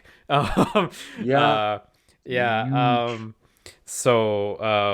Yeah, that mode's cool. When you finish it, you get access to New Game Plus, which is the only way to unlock like the true ending and stuff like that, or In a whatever it's called. frequent Kirby fashion, yeah. Mm-hmm. Yeah, right. And in New Game Plus, you unlock an additional difficulty called Very Hard, Ooh. which uncharacteristically I cowered it out on because I was like, this playthrough is gonna take forever if I have to deal with this. But like Very Hard removes your ability to like pay money to retry events that you fail, and like you actually have to back up in the level to like the last real checkpoint. And I was like, oh no, Mm. that's gonna slow me down so much. I'm just not gonna do this during the playthrough. But I'm excited to Yeah. do a Very Hard playthrough Yeah. afterwards. Sure, It sure, sure. it definitely seems like there's enough meat on these bones. I Yeah, don't think absolutely. like I don't think anyone should buy this game for single player play and expect it to blow them away. Uh, but I definitely think anyone who does buy it, you got a nice little like depending on whether you want to see the true ending, a nice little 3 to 6 hour campaign, which And is yeah, which is cool. It's not yeah, just better than nothing. It is genuinely a good mode. I agree. Happy with that. Yeah. And again, one of the other nice bits of this having a fairly large appeal. Some people by Kirby standards, this is a fairly light story, I would say. Yeah, I mean, boy, one of those cutscenes goes hard, but yeah, it Yeah, is reasonably light. I get what you mean. right. Yeah. But a lot of people are seeing these cutscenes though, and getting a taste like, oh, Kirby goes this hard, You know, it's and interesting because, like, my wife pointed this out, but she was like, most Kirby games only go this hard in the last, like, 20%, in the that's last, like, correct. bit. But in Road Trip, where the campaign, the normal ending is only, like, 2-3 hours, like, yeah, you see the fucked up stuff within hour two, I like, you mean, get right to it. It's great. heck, even you don't even have to touch the mode. You just ride the Galactic Nova course. You see him genociding Sure. a planet, Yeah, Galactic Nova is just like this planet in particular. Blah. Um, yeah, and then you Galactic go Nova, kill his little heart. little trickster guy, little Yeah, little awful planet star. And he's got. yeah. I haven't finished Kirby Planet Robobot. Actually, I'm really hoping that those rumors of a re-release are Oh, true. But that game has a sibling planet to Galactic Nova, yeah. right? And apparently, I who is also a big asshole. But I don't know. Yeah, I think I don't remember the lore, but I think it's actually like for the Robobot like theme of mechanization. It's like an upgrade to Nova, actually. I Oh, think, interesting. or it's based off him or something like that. Mm, But regardless, yeah, the idea is right. It's some sort of Nova upgrade adjacent thing. cool. I Um, really want to play that game. I played Robots. Triple Deluxe and I came away from it so that I Hmm. ended up skipping Robobot, which seems to have been a big mistake. Oh, So it was. I mean, I enjoyed Triple Deluxe a lot, but probably because it'd been a while since I had sunk my teeth into a proper Kirby like that. Triple Deluxe is Yeah, fine.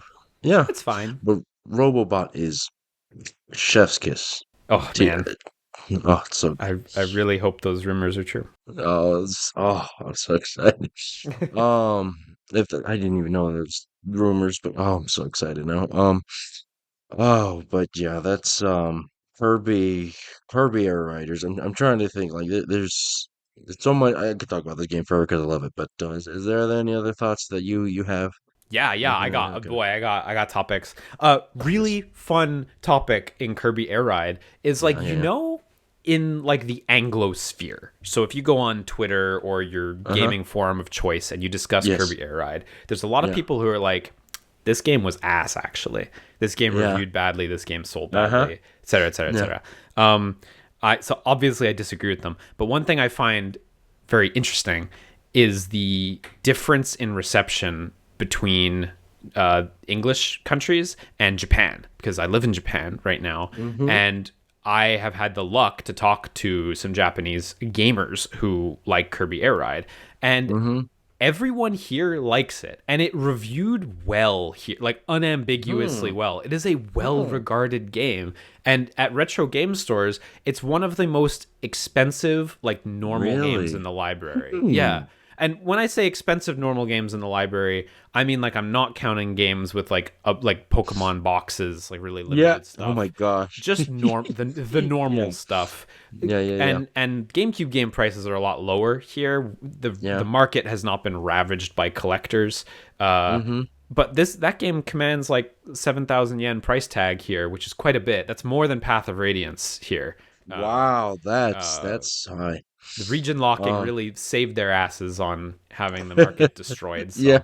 So, um, but Kirby Air Ride is like that's a well-regarded game, whereas Well, in English countries it has a downright mixed memory, or like mixed reputation, I should say, and I find that well, so interesting. that's why we get the angry Kirby in the US Yeah, on the right. boxes. I'm sad we didn't get Angry Kirby again. I should go graffiti on my cover. But that's, I mean, I mean, obviously you're out there in Japan, but I'm huge weeaboo too. Everyone knows this, so Hmm. I don't- no, sounds about right to me. Yeah, I always just find Um, that an interesting thing anyway. That like no, the sentiment is just so different around it here. Um, yeah. Well, I mean, I feel like Kirby in general, like yeah, Japan has a lot of love Kirby. Right? Like Yeah. you can see that from a mile away. Here in the States, not as much. It's a little more niche. It's Yeah, you know. here he definitely feels like one of Nintendo's A-listers. And well, not that Mm-hmm. he's not an A-lister either in North America, but he doesn't you can see Mario stuff at stores Yeah, in North America, Zelda stuff too every now and again, but yeah, Kirby slightly below that. yeah, But in Japan, I mean, yeah, yeah. Kirby I stuff mean, you all guys have over. I the mean, cafe. I think there's two Kirby cafes even. Probably. I haven't been to either sadly, but I would like to. Oh, I would Uh as well. yeah. Other Kirby Air Rider thing. Uh Mm-hmm. Man, those amiibos are really expensive, eh? Oh my. Okay, I wanted to bring this up since we're going to talk about the merch. They're so Oh, expensive. it's bad. It's really It's bad in the US. bad. I don't know how So bad it is in Japan, but it's bad yeah, out here. what's the US price again exactly? Because I don't know. So, Is oh, it because okay. it's So I have to double check, but I yeah, will actually say that's a this. good idea. Double check. I went, I went, I will say this. I went to a big box store, Uh-huh. Target, Walmart, I can't remember, a big, which is generally MSRP. Yeah. That was 50 Forty nine USD. ninety nine. Yep. Man, that's rough. I'm checking the MSRP here because a lot of places in Japan, cool thing, electronic stores, they sell below MSRP to try to, Oh, compete, which is yeah. awesome. Like Oh, the Kirby Air Ride, the game itself, I got it for like 800 yen cheaper because that's just what electronic stores do. Anyway, okay, so the MSRP here is 6,600 yen for the Kirby's, which in normal financial times would be like 60 US dollars, but because the yen's hmm so in the toilet right now, yeah. it is 42.66. A touch Okay. cheaper, but still hmm significantly more expensive than the Yeah. like this is like double the price of most Yeah. amiibos nowadays. And it kills me because like I was a big fan of Amiibo when they came out. I have Yeah. many Amiibo more than I should admit. I also have quite a few and I still partake. I Yeah, yeah. I do too. I will partake too. But I mean, it's not just Kirby, right? Like the past, I think almost since Switch 2 has come out, like the wave, it's just been jacked up by ridiculous numbers for many reasons, I guess. But I haven't gotten one of the Kirby amiibo, but when the Kawasaki amiibo drops at the Wagon Star, I'm gonna Yeah. break. I Oh, know he's I'm got gonna break. the Hop Star, I think, is what he's got Is it in Hopstar? I for thought the it was amiibo. Wagon Star. Yeah, usually Kawasaki goes with the wagon, right? Like you're totally right, but I think the amiibo is the Hop Star. Yeah, the new one. I'm looking this up.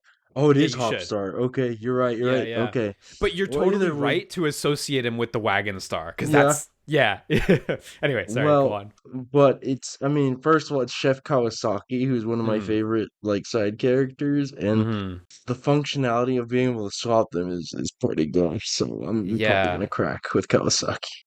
I really think like fundamentally that's why these things cost like as much as they do cuz the brass Yeah, tacks of it is you are getting two amiibo. You it know what I is. mean? Like Yeah. it fundamentally it's two amiibo. When you look at the two amiibo sets, they cost quite a bit more.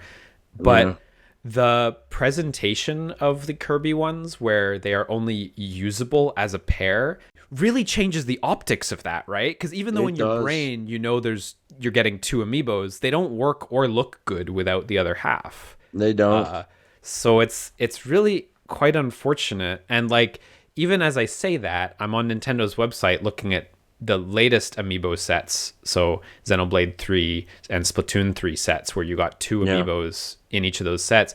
Those were only 4,400 yen, which is still only Yeah. two-thirds the price. So Yeah. they're I've seen them in the stores and they are quite nice amiibo, but Yeah. I even as someone who still buys amiibo, I can't, and it sucks because I look at that Yeah. Wingstar and I'm like, oh my god, it looks so good, Right, right. Like but like not only is Kirby Air Ride sequel out, but I could buy a Wingstar merch yeah, one yeah, on my shelf, and I'm not getting it. Same here. I it, can't bring myself to do it. yeah, it bites, and like I look at.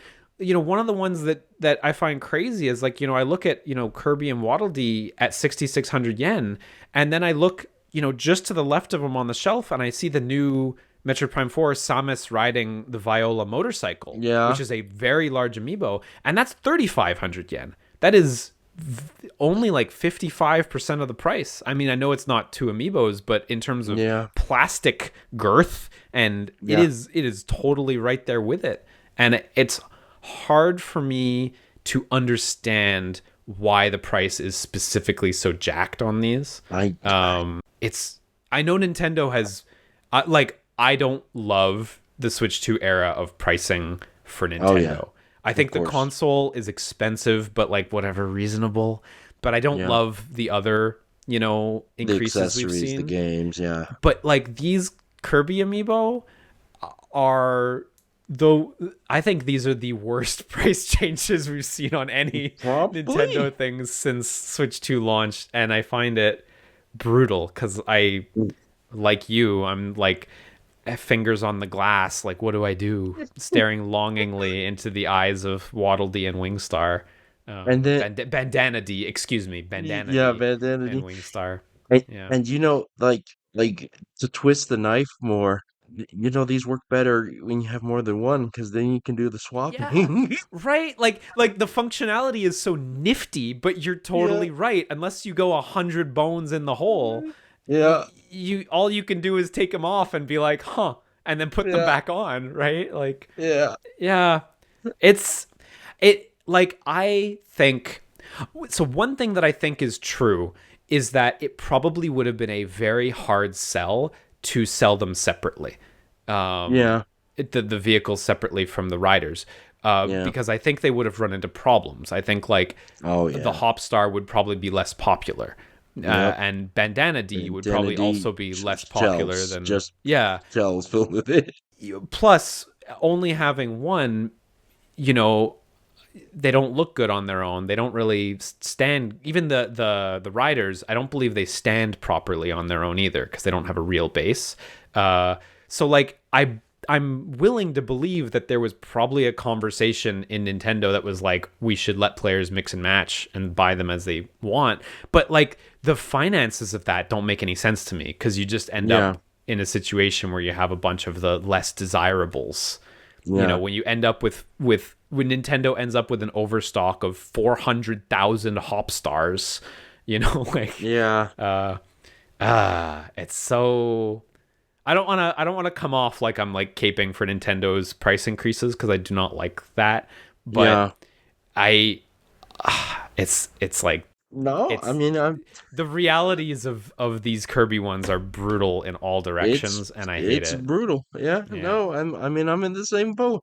Look at us, two world's biggest fans of this game, this series, and we are buying the amiibo, the merch that we could have on our desk shelf right now. If bites, and if they were like I'm looking at the other new amiibos, so like Donkey Kong from Bonanza, and Yeah. then Samus and Silex from Metroid Prime 4, the normal Samus, not the motorbike one.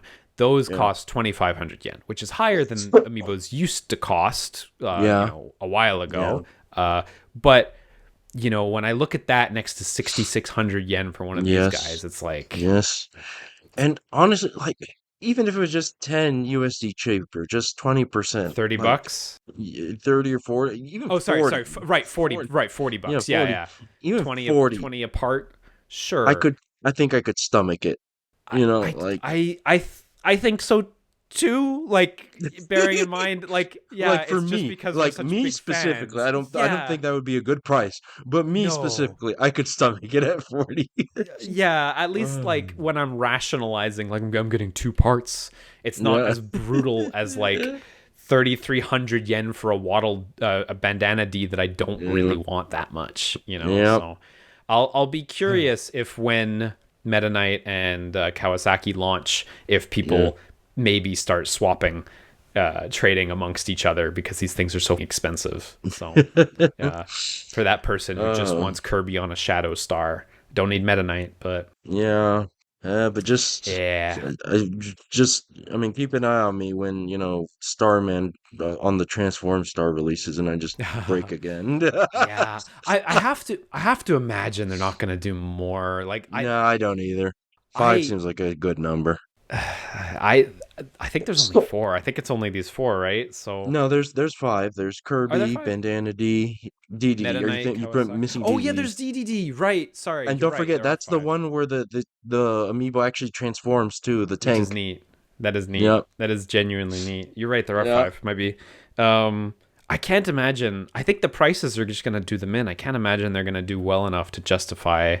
But we'll see. We'll I see. will say this. The Street Fighter amiibo that came out, they were I forget like 35 USDs, fairly high price. Yeah. At one point, at least on Amazon, they were marked down to like 15 USD, which was like Yeah. more standard. we So there's we hope. didn't There's get that just slim experience hope. in Japan, but I did see Mm, that like all American retailers had a yeah, significant price drop on yeah, the Street Fighter ones. I yeah, yeah, and I those ones had an unusually high price as well. Even though they're yeah, quite large and nice, they were they are. a bit too much. So Yeah, I'm looking at Nintendo's Amiibo page right now and I see the upcoming Rosalina and Mario, the Galaxy ones. yeah, And those have 4,000 yen price tags and I'm like, oof. They're really big amiibos, but yeah, like looking at their bases, they're huge, but yeah. still I yearn for the days of Smash 4 launching with Oh my gosh, 9.99 10, US yeah, 10 amiibos. USD amiibo Yeah, is Marth's so face is good. fucked up. I don't give a I like it more that I way. like it fucked up. Yeah. For real. Okay, so that's okay. That's Kirby Airriders. Do you have Mhm. any other thoughts? Like, I'm happy. I finally will sit down with someone and get exhaustive about it, and I'm more than happy to. I think I got most of my thoughts out. I mean, Yeah, yeah, me too. yeah, I think so yeah. too. Definitely just didn't want to let it go without Yeah, talking about those amiibos. yeah, and true to Kirby. Everyone I talk to in my life Yeah, about the amiibos, they go like, "Yeah, I don't buy amiibos anymore. They're too expensive." well, So, yeah, what's different about this one? And I'm like, "Ugh, you're right, but you shouldn't say it." yeah, yeah. Yeah. Anyway, so I'm glad I had But someone to talk to who's oh, also me like too. In the struggling. same Anyway, position. yeah. That's very, very specific position. Hmm. And I just want to point out, true to the Kirby Air Ride experience. I mean, Hmm. no shade whatsoever, but we just spent what an hour talking, well, not an hour, whatever length of time we talked, and we didn't mention Top Ride once. Yeah, I didn't at all. I was literally thinking like, should I bring up Top Ride like It's just now when you fine. said, is there anything else? It's I, better. yeah, no, They made it it's better. better. Yeah, They did yeah, more. it is better. Yeah. Yeah, bringing in the actual vehicles, I think was a smart call. And the maps were Yeah. good, Oh, dude, but it's top right. when I was playing Road Trip and I got to a Yeah, top ride yeah, level yeah. where my currently equipped vehicle was the Swerve Star, I was not Oh, prepared for how that feels like the first time trying to use the Swerve Star in Top Ride. Uh yeah, yeah, yeah. but like that was genuinely such a really fresh feeling Kirby Air That Ride is a good one. experience. Yeah, Absolutely. highly Okay, recommend it. one more small note actually on that Shoot, note. shoot. I think like okay, it's been a while since I've touched the original Air Ride, so Me maybe too. just because my memory it's outdated, but I think he fixed some of the balancing in some of those machines on those original machines. Yeah, you reckon? Bulk Star, Rocket Star, they feel feasible now. Yeah, Bulk Star. When I started my playthrough, I kept referring to it as a lumber and piece of uh, and but like getting to use it again, I'm like, oh wait, hang on, No, Formula Star as well. I feel like yeah, Formula Star is more feels like viable now. I feel like Formula is almost the best star now. It can go so It's strong. fast. Formula's strong. That was And what I Swerve's, used in like the yeah, last boss race stage. yeah, I was like, yeah, I just need to crush these straightaways, and it just did yeah, it right away. So, yeah. absolutely. Anyway, And you're Swerve right. Star nerf just a hair, Hmm. to where where it can other machines can compete with it. Swerve Star was disgusting. I once won a money match at Yeah. Magfest one year. Oh, that's the Uh, good stuff. it was Swerve Star on Machine Passage Oh well, I against mean that another you guy. mean the Swerve Star map The that Swerve that Star map? map. Yeah. Yeah. He was good. It wasn't like a total stomp, but like I Yeah, always remember that fondly. So yeah, yeah, yeah, yeah. Swerve Star was like kinda too much in the yeah, original. I'm yeah, definitely I feel a little sad that it's yeah, like I don't feel quite as ridiculously powerful with it, but it's understandable. And Swerve yeah, Star is still really fun to drive in. yeah.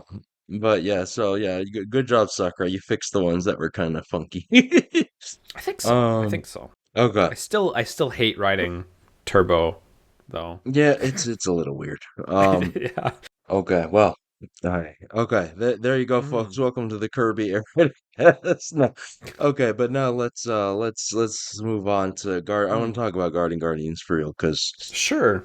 Let's. putting it from my perspective as someone who followed you for years on super best friends and your streams and Hmm. whatnot. And I've always known you to be a passionate guy about games and game design and so on. Mm. And so seeing you take the plunge into making a game was very exciting. Certainly, right?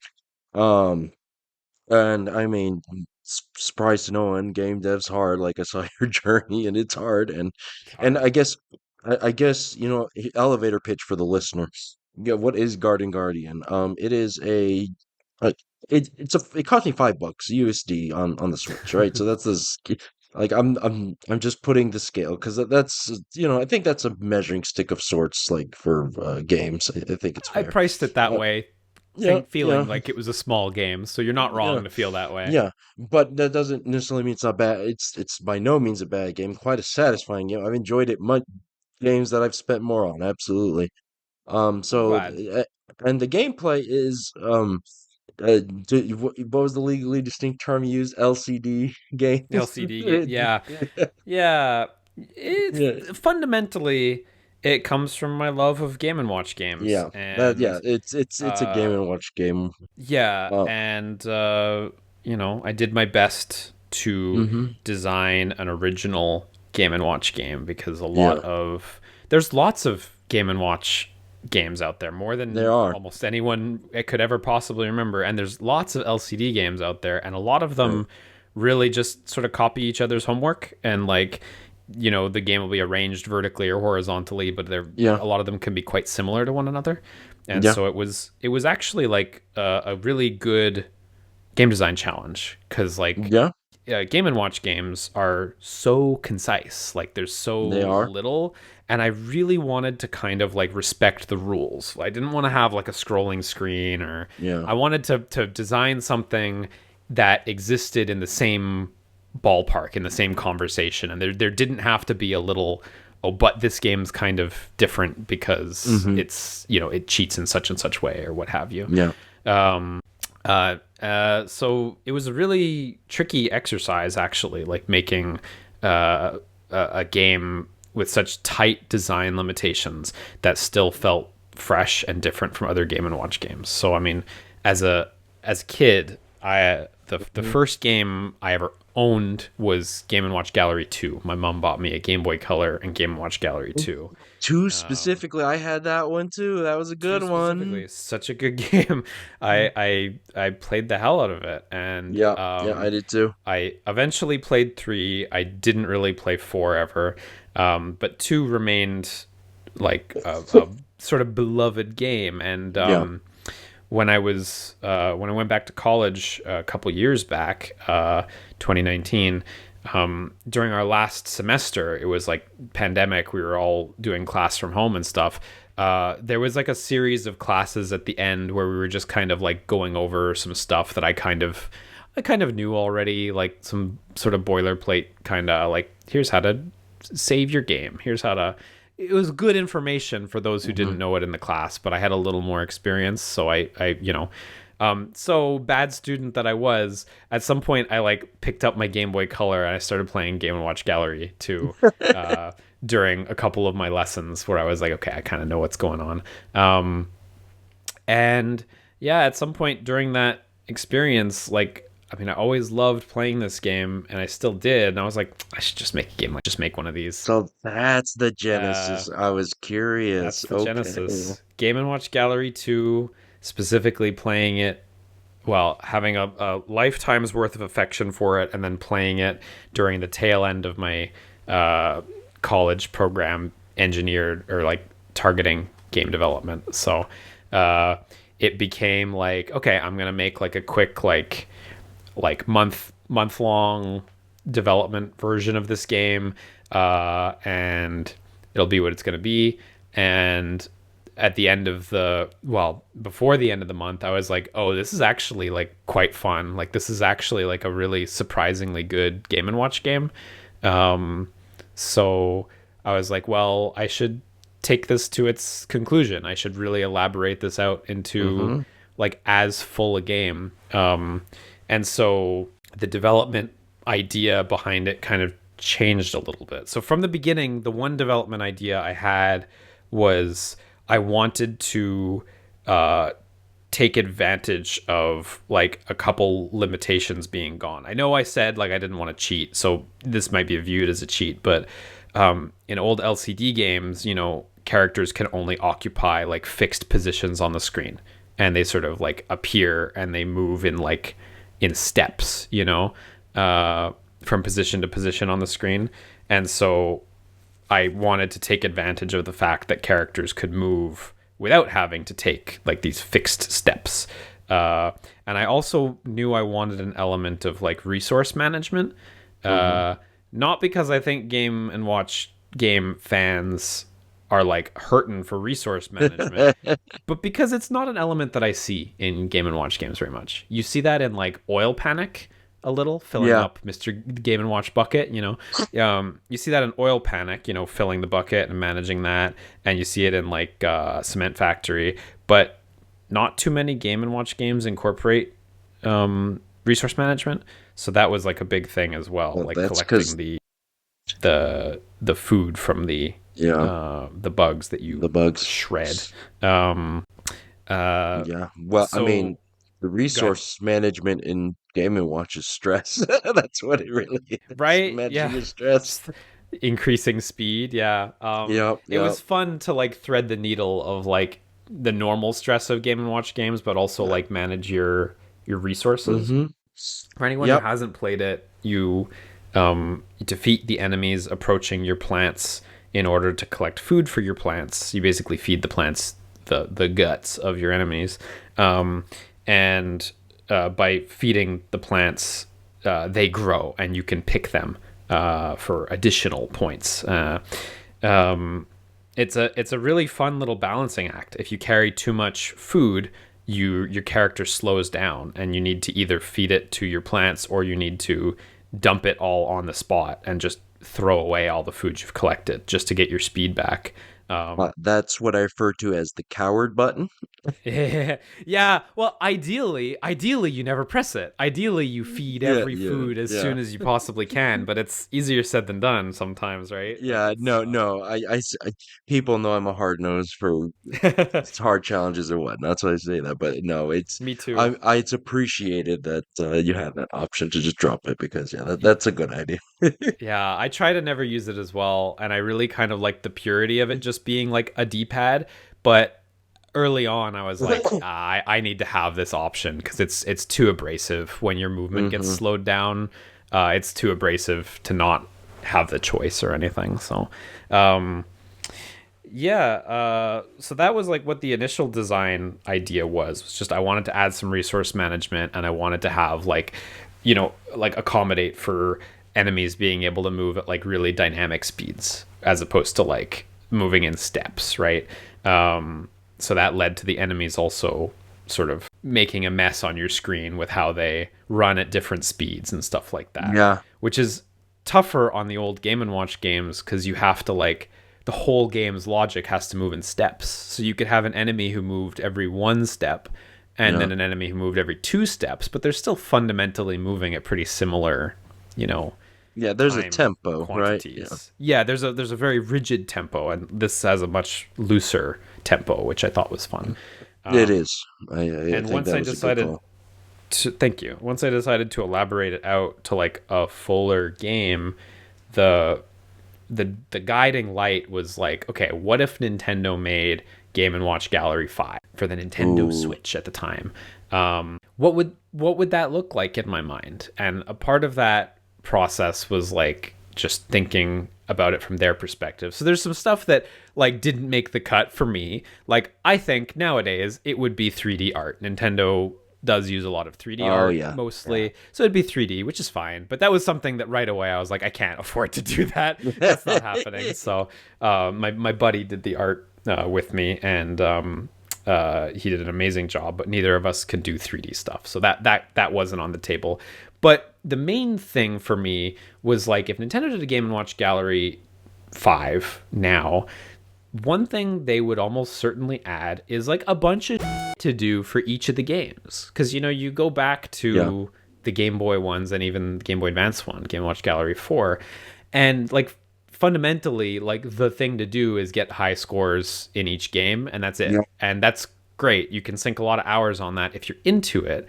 But if you're not the type of user who enjoys that experience, if you're more of a type of user who likes to make permanent progress or unlock things or work their way through something, the Game and Watch Gallery games and Game and Watch games indeed, I think, are probably quite unsatisfying for you. And so I felt like Nintendo would probably do that. They would probably make an effort to make each game have a variety of things to do. So that turned into things to unlock and sort of mission types. So the game that I made, Garden Guardian, it has that endless mode, which is like the classic experience, and then it has the trials mode where you have 6 sets of 3 levels, increasing in difficulty and varying in objective. And my feeling was like, when if Nintendo made a Game Watch Gallery 5, obviously they're going to have like a bunch of games. I only had the bandwidth to make one realistically, and designing this was definitely tricky because the Game and Watch design space has been so thoroughly explored.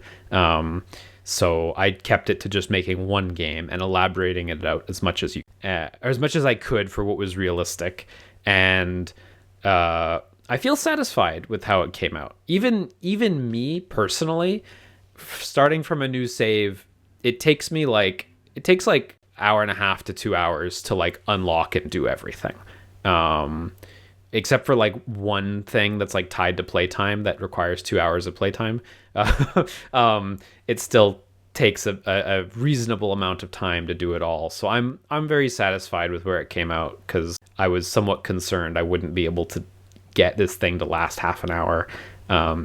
But you know, it lasts and it's good, and I've played an inordinate. I still play it regularly. Like I really enjoy playing it on my Switch Lite on the train. Hmm. Um, and I love seeing the scores on Steam. Like there are a couple people who still play it. There are some people who have psychotic scores, and I love it.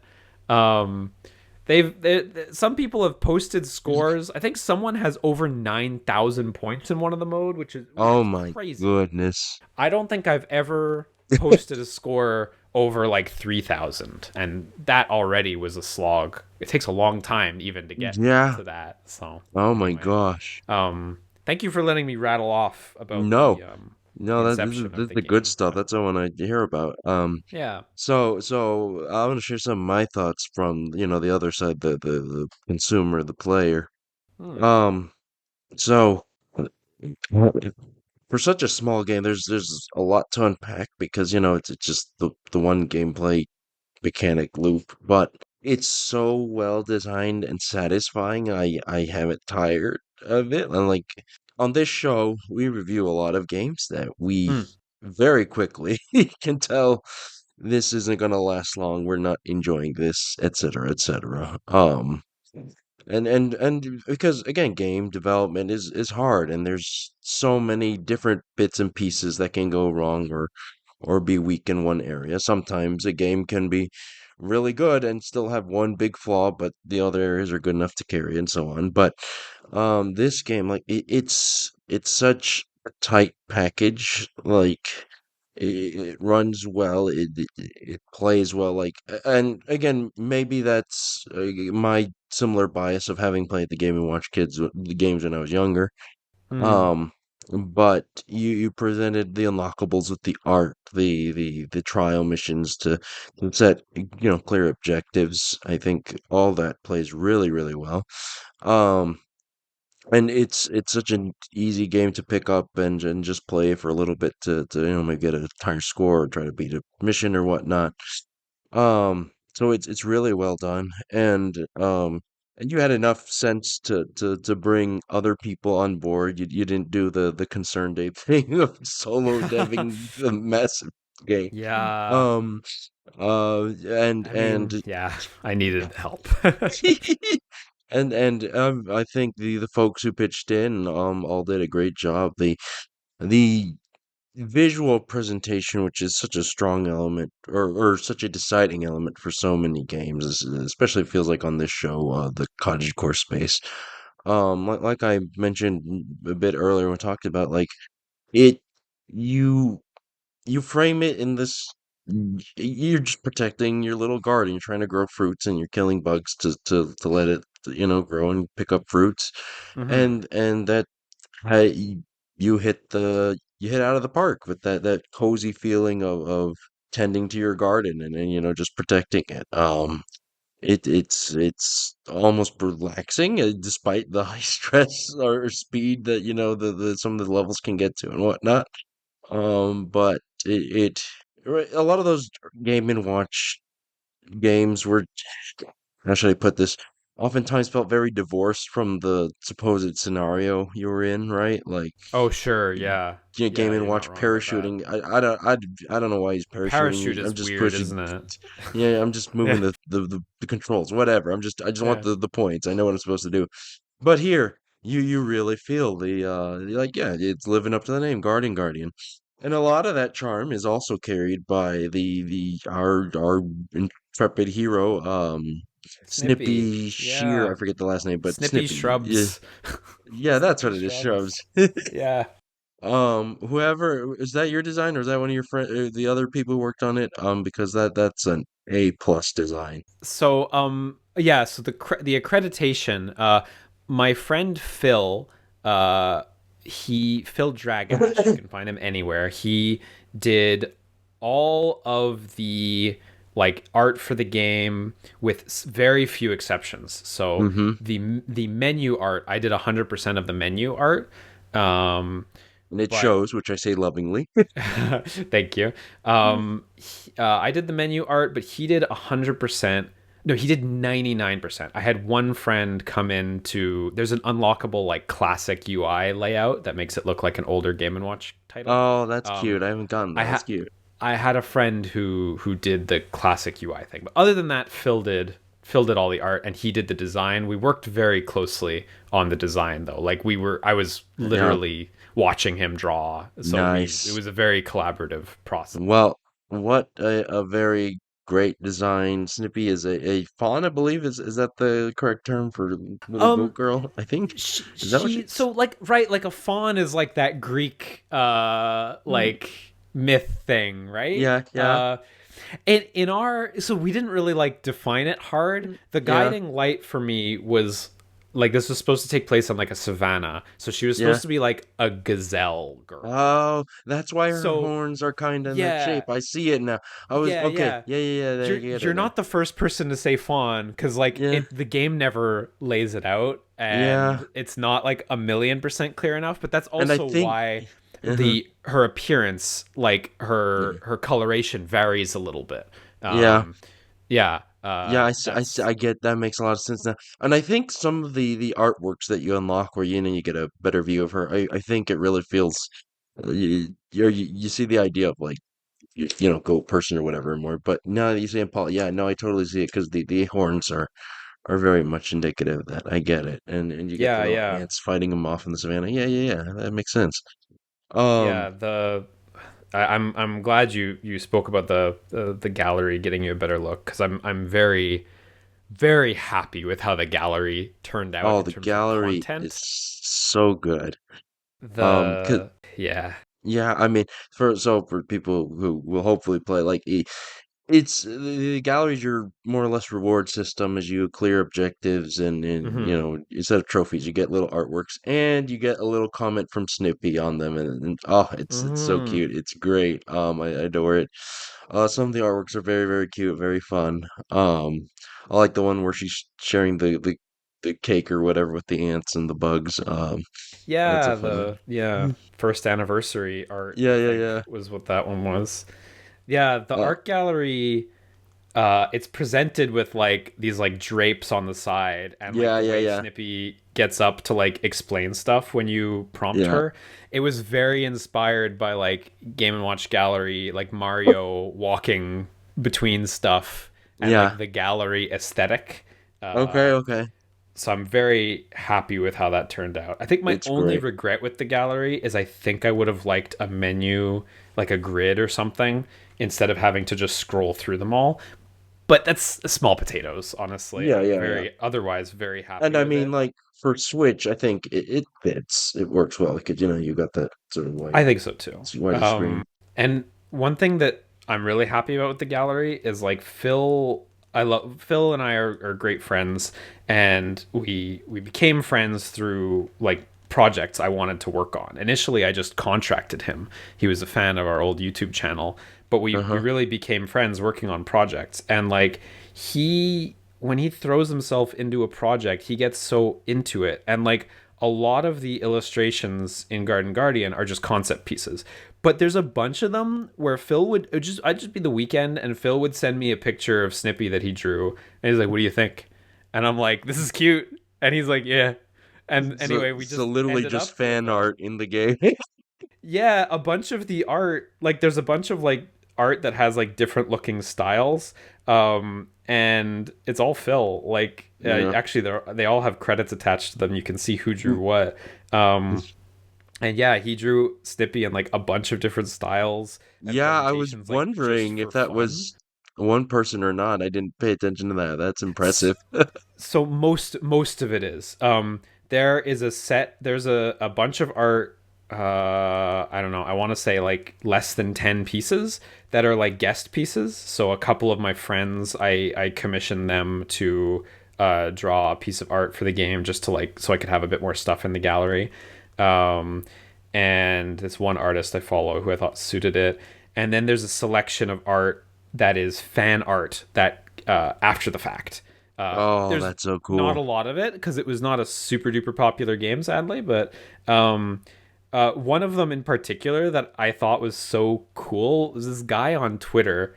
Um, I won't say his username in case he doesn't want me to put it out there, though he is credited in the game with it. He made a 3D model of one of the enemies in the game with a little animation. Wow. And when I decided, like, oh, I want to put some fan art in the game, I worked with him to get it in the game. And so in the gallery, the initial silhouette looks like every other thing where it's Yeah. just a silhouette. But when you unlock it, it's actually a 3D model that Wow. rotates and animates. And I I haven't made a seen whole that. 3D That's so model viewer cool. just for that one piece of art, which was really way too much work for what it was. But I'm so satisfied with the result when I look back at it. So Yo, that's so uh, cool. I'm I'm rambling here, but like I'm really glad you thought the gallery was neat because Oh, it's fantastic. it was really nice. It's one of those features that I look at like when I'm working on newer projects and I'm like, how do I ever make something feel that lovely again? You know?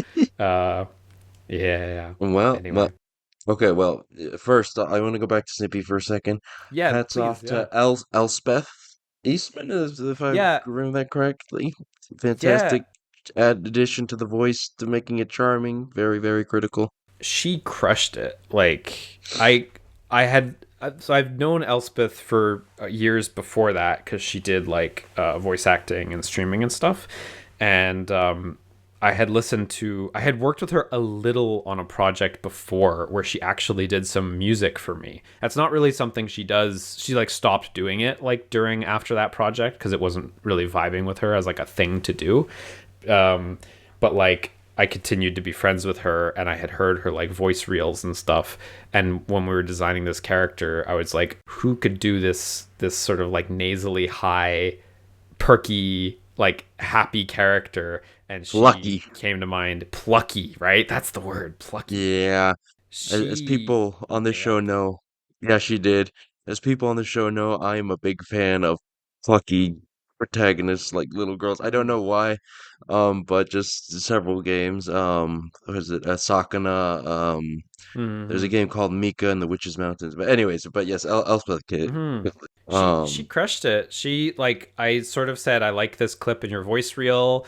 Can we get something like this and this and this? And like I had like no notes. Like she came back with like the test audio, and it sounded just like done. the snippet you hear in the game. And she just like hit it out of the park on the first go, and I was like, oh wow, okay, well that certainly went well. She made it easy, and she was, yeah, Yeah, that was really good. I was very glad to yeah, finally get to work with her on something and like yeah. bring that through to the end. That was fantastic.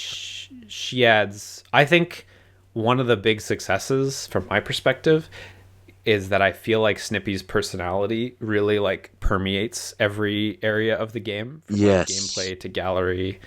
And Elspeth, all the little voice clips, of which there aren't as many as you might think, they really punctuate it so well. I They was do. really happy with how that came out. I Yeah. fully agree. Yeah. Phenomenal work. Um, so yeah, I mean, like again, it's kind of a.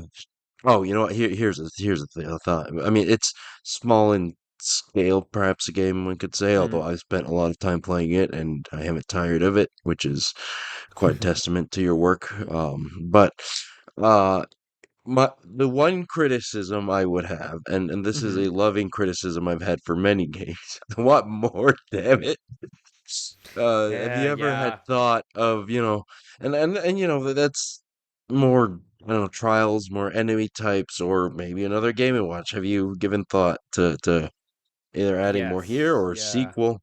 Well, I'm incredibly flattered that you liked it, and I'm glad that there are dozens of people like you out there who really enjoyed it a lot. Because I like it so much, and like I Oh, was so worried when I put it out that like nobody's gonna give a shit about this game, and I'm glad it did reach a couple freaks out there. Uh, uh, so in regards to like more, yes, and I'm like super down to talk about it. Some stuff very much scuttled, but other stuff, yeah. So like more for this game. Um, there were two other enemy types. Um, one of which got cut early for good reason, and one of which I regret, and I would have liked to feature it, but it would have been a lot of work. The first one was a projectile enemy who came onto the screen and shot a projectile towards down the lane. And the problem was, although that would be kind of like visually different, like it was a little unclear how Snippy was supposed to interact with them in the yeah, first place. yeah, that's my first thought. Like, how's Snippy gonna guard against that? I don't Yeah, know. so that was kind of an early idea that kind of went nowhere. It was just a little different, and I was trying to figure it out, but like it wasn't meaningfully different. Fundamentally, it was still something just coming down the lane, right? Sure, sure, So, sure.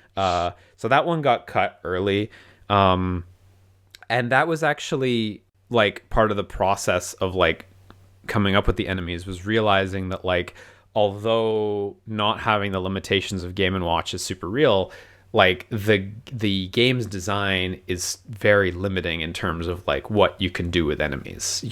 Like all they can really do is like walk forward, Charge. and Yeah, they have to eventually get to Snippy so she can engage them, because she has like, she can't move off of her play space. yeah, So like, the standard move forward, the like pause, then move forward really fast, and then the bruiser enemy, who you have to deal with twice, ended up being like the ones that stood tall as like sure, really sure, sure. understandable functional things. And it became evident really quick that like it was going to be very difficult to design another enemy that stood up to these three. So the projectile one was the one that I took the most seriously otherwise. And after scuttling that, I was like, you know what? Three's a nice round number. I'm just gonna move on from enemies because those guys are good and they make a good team. They feel good next to each other, I think. The fifth enemy, the one that I regret.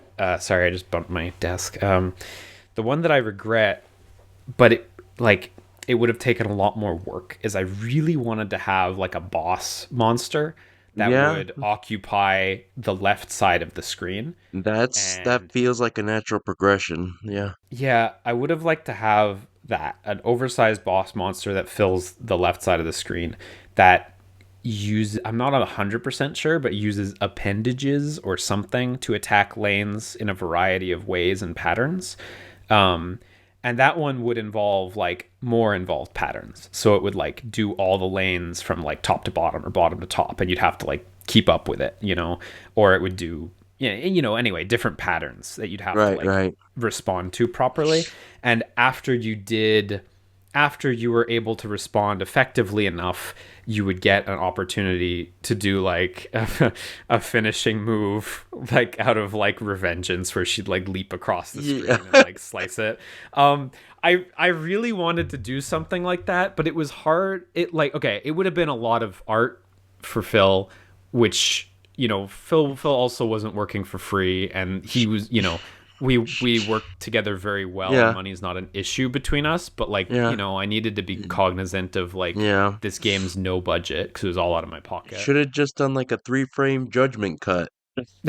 Right, but even just doing a basic version of it would have been a lot. And like Yeah, sure, sure. I for better and for worse, like I really am a bit of a perfectionist, and often that is for the worse. But Mm, in this game's finished state, I'm sure you can see that everything is quite polished, and getting that very. enemy to a level of polish where it would really stand tall as like a fun, cool boss enemy would have been tough. And the other thing was like, does this 100% suit Snippy, this big like leap across the screen final attack?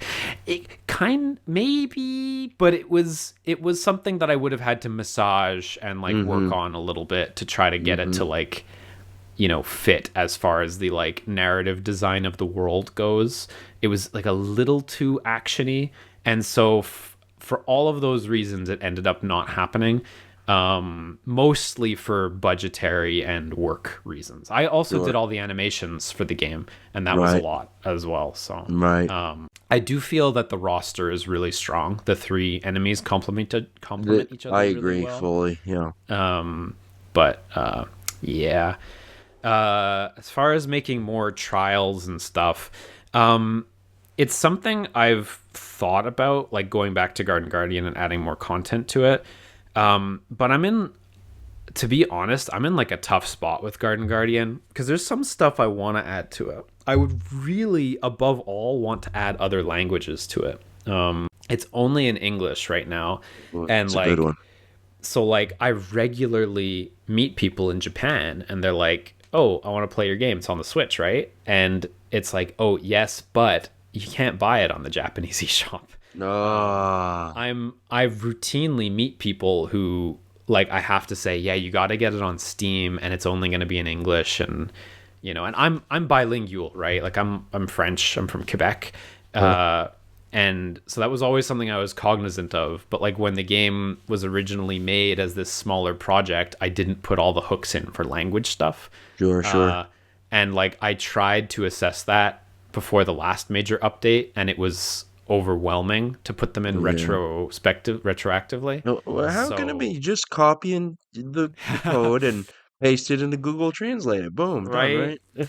Yeah, no, the definitely the text is the smaller problem, but like for example, the all the nice menu buttons, they have like text that animates on them. And Yeah, like that wouldn't fit all the other languages, for example. yeah. So there's a variety of like challenges there.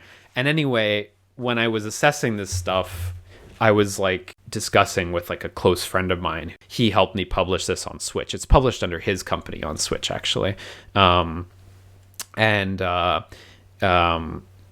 he gave me a bit of advice that I think is true, but it's like a painful bit of advice. And he's like, this game isn't selling. At some point, you have to move on. like at some Yeah. point, like adding more, like he's like, I totally respect and love how much you want to keep adding to this game, but like it's a lot of work for you, and like Minimal it's return. Yeah. very minimal return. And actually, Yeah. like I'm not shy to get into this, but like it I'm very glad the game did break even, and No, it broke like even. Honestly, I it think broke even. that's That's impressive. Or like, uh, or yeah, a lot of people don't it's get that, yeah, yeah, so but the budget wasn't high. It was like yeah. 3,500 Canadian dollars out of my pocket, Mm, and that was like with friend rates and stuff, you sure, know what I sure, mean? sure. Like Yeah, I think all said, I'm incredibly proud of this game and I love it and you I should be. It's still play it fantastic. personally, because everybody on the project gets residuals because that's how I set it up. Yay. Personally, I've only probably grossed or made like 600 or 700 Canadian dollars on it. Well, And listeners, the onus is now on you. yeah, every time someone buys the game, of the money that gets through payment processors and Steam or Nintendo, 40% of it goes to me, 40% of it goes to Phil, who did all the art, and the remaining 20% is split with all of the people who worked on the game. Which has not been much for them, sadly. I'm sure you can work those figures backwards and see that they've made very little in residual. They did get paid up front, just to be Yeah, clear. sure, sure, sure. But yeah, the residuals have not been as good as I'd have hoped. But I believe in that. I believe that everyone who works on something should have equity in it. So Yeah, good on you. Boy, what a concept. yeah, I know. We also I shouldn't brag about this. I shouldn't, but I will. We You also probably should actually. well, no, a specific thing. We also like donate a bit of money to planting trees in every Ah, game. there you go. Like I shouldn't brag about that because it's No, not. It shouldn't be used as a selling point. I feel so ah, icky even bringing uh, it up like that. I But get what you mean. Okay, you know what? Fine, I'll brag and sell it for you. I get what you mean, but hey, no, the seriously, that's good. That's good. Cool. That's cool, man. yeah, it is cool. I'm proud that we're doing that, and I more than anything, I hope other developers will see that we do that and think, oh hey, we can afford to donate, a little bit off every sale. That was how I got it. I saw another developer doing that and I was like, hey, yeah, Yeah, that's not going to break the bank for me. So but like the economics have been rough. yeah, sure. Well, Game sells for $5, right? yeah. So 30% of that goes to Steam or Nintendo. So you're Mm-hmm. down to 350 left. Mm, And then there's usually some little other fees, like payment process. Well, Steam handles payment process. There's other stuff anyway. yeah. So you get like maybe 330. Like we get like maybe 330 per unit when it's Mm-hmm. not on sale. I get 40% of that. So so like Okay, per so unit, I'm seeing less than $2. start Like doing the it's math on to yeah. see how much Liam needs, how many copies needs to be sold for Liam to get the Kawasaki amiibo. God, yeah, geez, quite a few. Yeah. 6,600 yen, so like less than $2 a piece, but you'd still need to sell, yeah, like 30 to 40, maybe 40 copies to be safe. um, yeah, it's the economics are rough, and that was a really interesting and tough experience for me. When the game launched, it was actually four Sure. US dollars. It was Cool. cheaper because I had done a survey with a bunch of people, a bunch of students in my program and new students in the program, where they like did a play test and I got a bunch of great Uh-huh. feedback. And I also surveyed on price, and like the price survey was really depressing because like Mm, I was yeah. surprised that people were like, yeah, I'd pay like $2 for this. I'd pay Oh like my gosh. I was like, $2? You guys are in this game design program, really? And that's and so I priced it at 4, which I felt like I wanted it to be around like 4, 5, $6 in the first place because Yeah. I like the idea of making art that everyone can enjoy. Sure. Well, I But mean, I think I actually still went too low, because that bit me in the ass. It was like yeah, at the time I was making even less. yeah, Um, yeah. and I I raised it to 5 when the Switch version came out, and also on PC after that. But yeah. uh, even that has unfortunate knock-on effects. Sorry, you were about to say something? Yeah, no, I just like from my perspective, consumer gamer perspective, like I will say when you're under 10, like 10 and under becomes a very like I think it's very easy to scale up. Like eh, Hmm. from if I'm paying $4 for a game, I have no problem paying $5. I can like never think of a situation where I wouldn't want that. Hmm. Um, and even going up to 10, right? Like if it's maybe for 9 for sure, if you're single digits, you're fine, I think. But Hmm. so that's just some food for thought. But I get it. Like it's tough. That's a whole, you know, economic part of it, pricing and all that. Hmm. I So, definitely think overall I went too low, and yeah, like I I don't think think you I could can have do done that higher. again. Mm-hmm. Yeah, I think so too. I'm Yeah, not planning to change Garden Guardian's price at this yeah, point.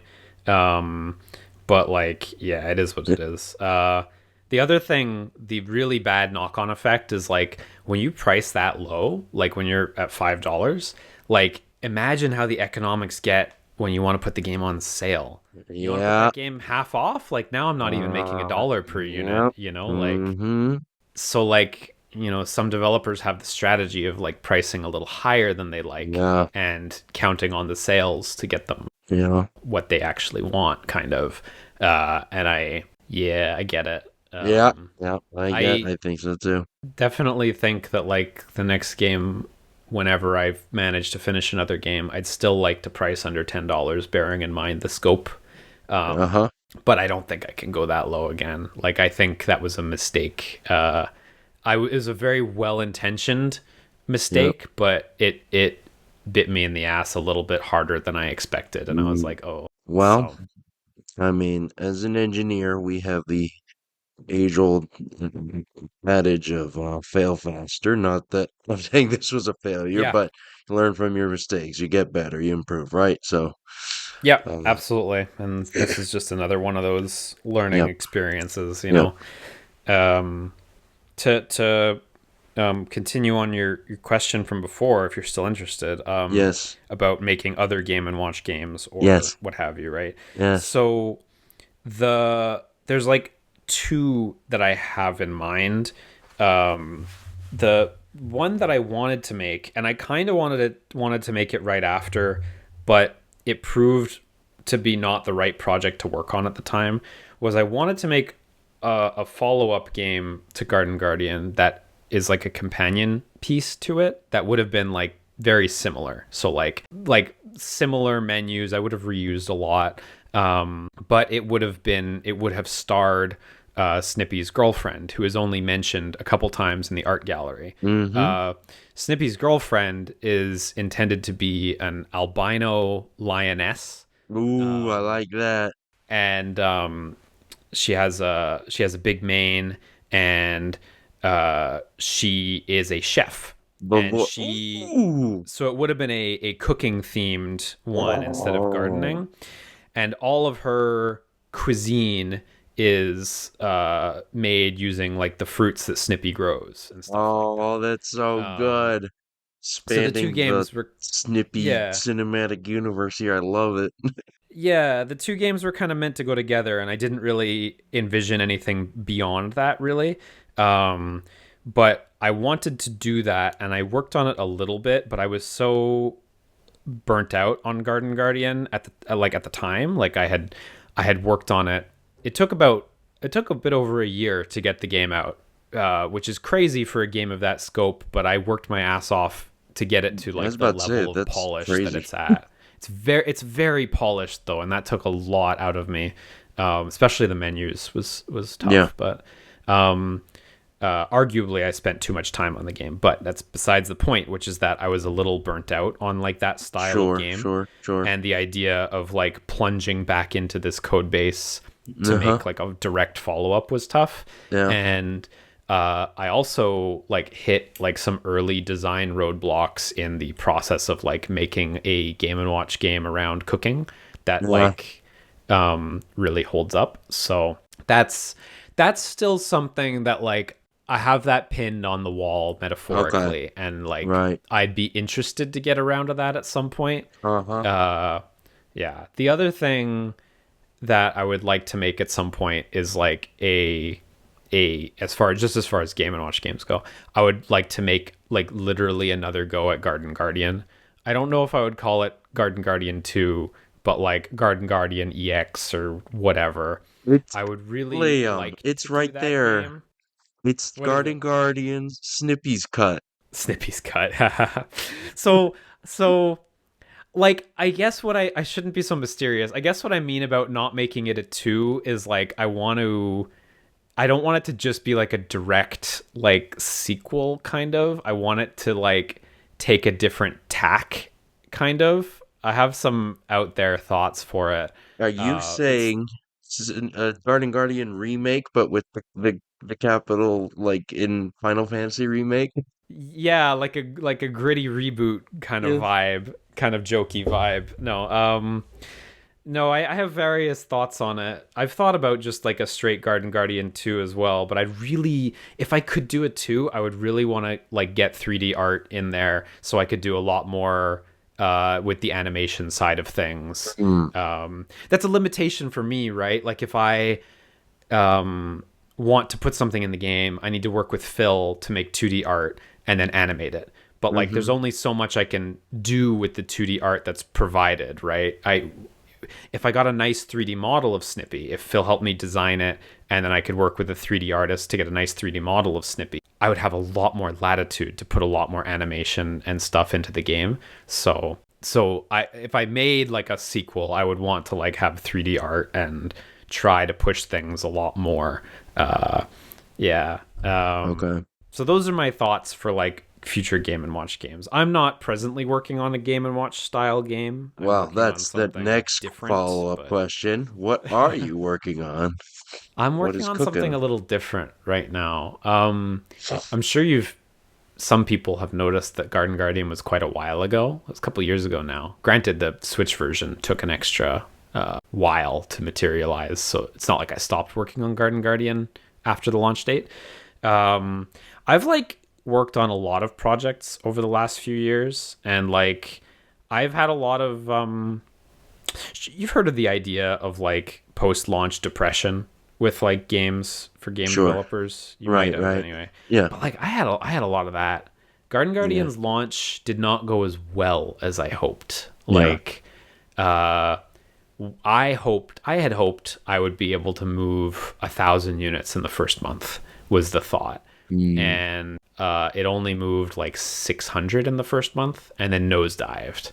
And then on Switch, I was like, okay, 300 in the first month, and it sold like almost 200. And so like I went through a lot of sort of like I was pretty depressed about the results, even though I yeah. broke even, which was nice, and people pretty much everyone who reviewed the game seemed to like it quite a bit, and I got very few refunds on Steam, so like I think generally positive vibes towards the game. But the main thing was like most of the vibes were just nothing. Like most people weren't playing it, like even a lot of close friends of mine, I don't begrudge them, but like didn't play the game, didn't touch the game. Sure, Like I sure. felt like I didn't make something exciting enough that even people close to me, Yeah. necessarily liked it. Only people Right, who right. were real freaks for Game and Watch.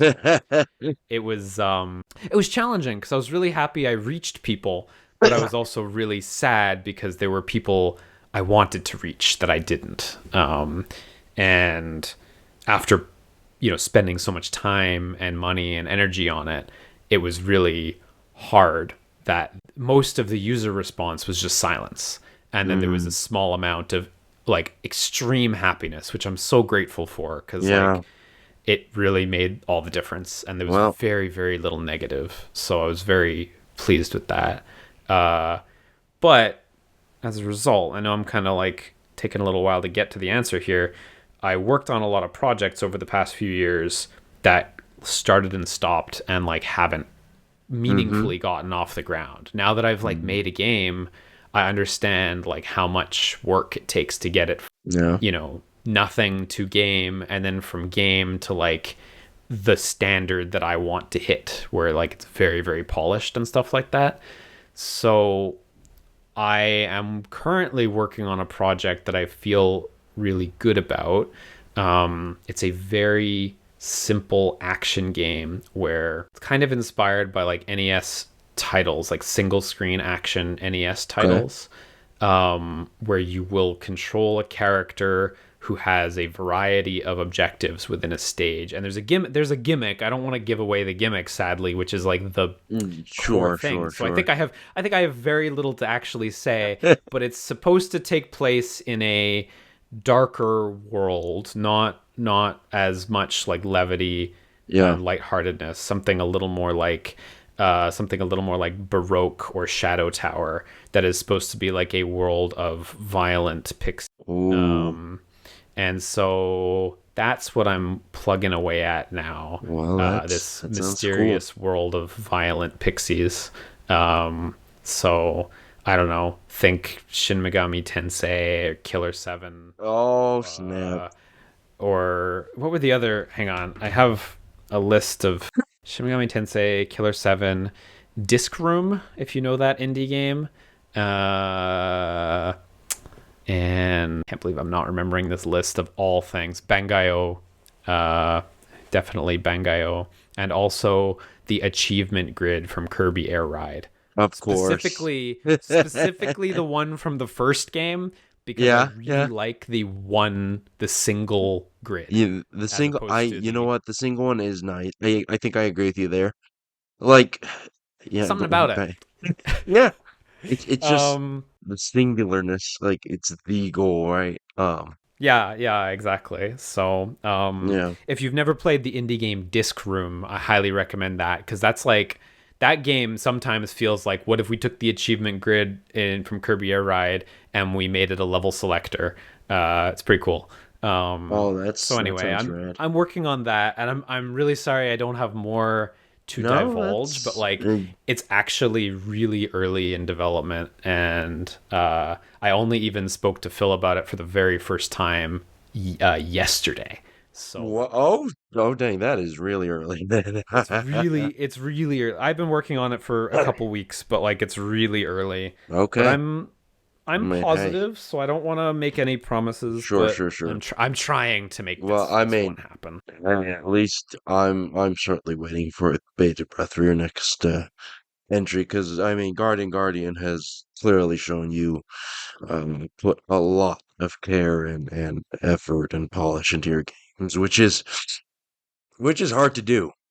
Um, I'm I'm really happy you felt that way, because I yeah, definitely yeah, think that's true.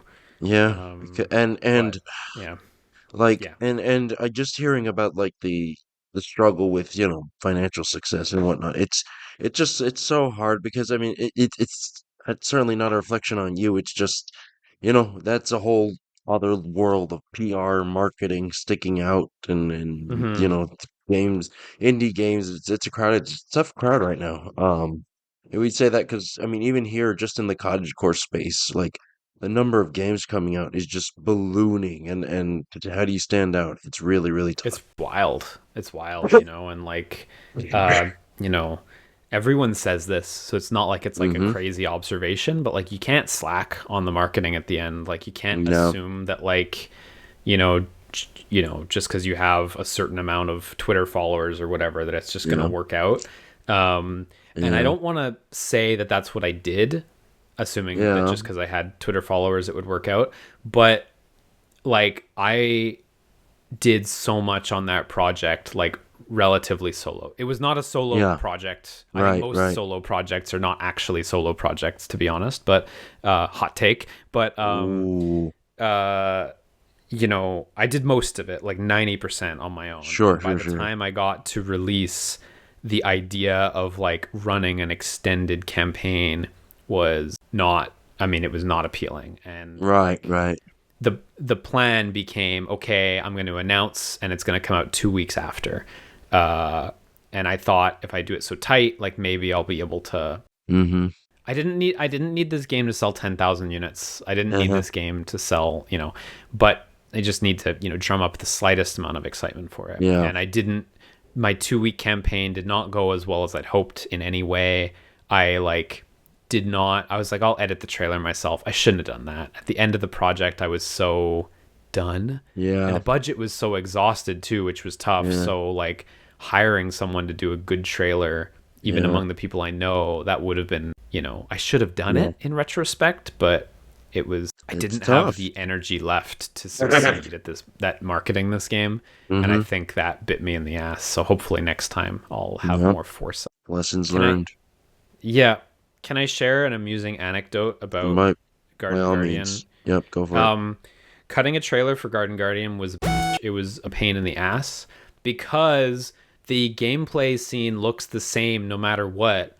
So you can't do cuts between gameplay shots because it just looks like everyone Yeah. warps, Yeah. everyone just teleports.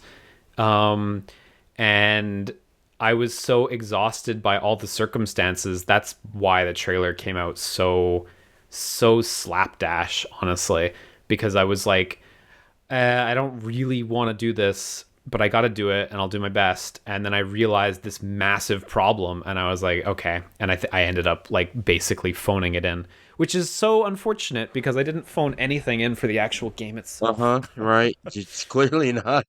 Yeah, but Well, look, we can still fix this. Soak Song is still hot. Reach out to Team Cherry. Get the collab going. Reskin the bugs. God. Boom. Hollow Knight edition, Garden There Guardian you Hollow Knight go. edition. Yeah, there Man, you go. yeah, that's so funny. I thought about adding hats to the game at one point. Team Fortress 2 changed the game, but hats never happened. But that would have included hats for the bugs, of course. So Oh, one problem I ran into when I was adding features post launch, because I yeah. added quite a few, was that adding stuff to the menus was too labor intensive because the menus are pretty nice.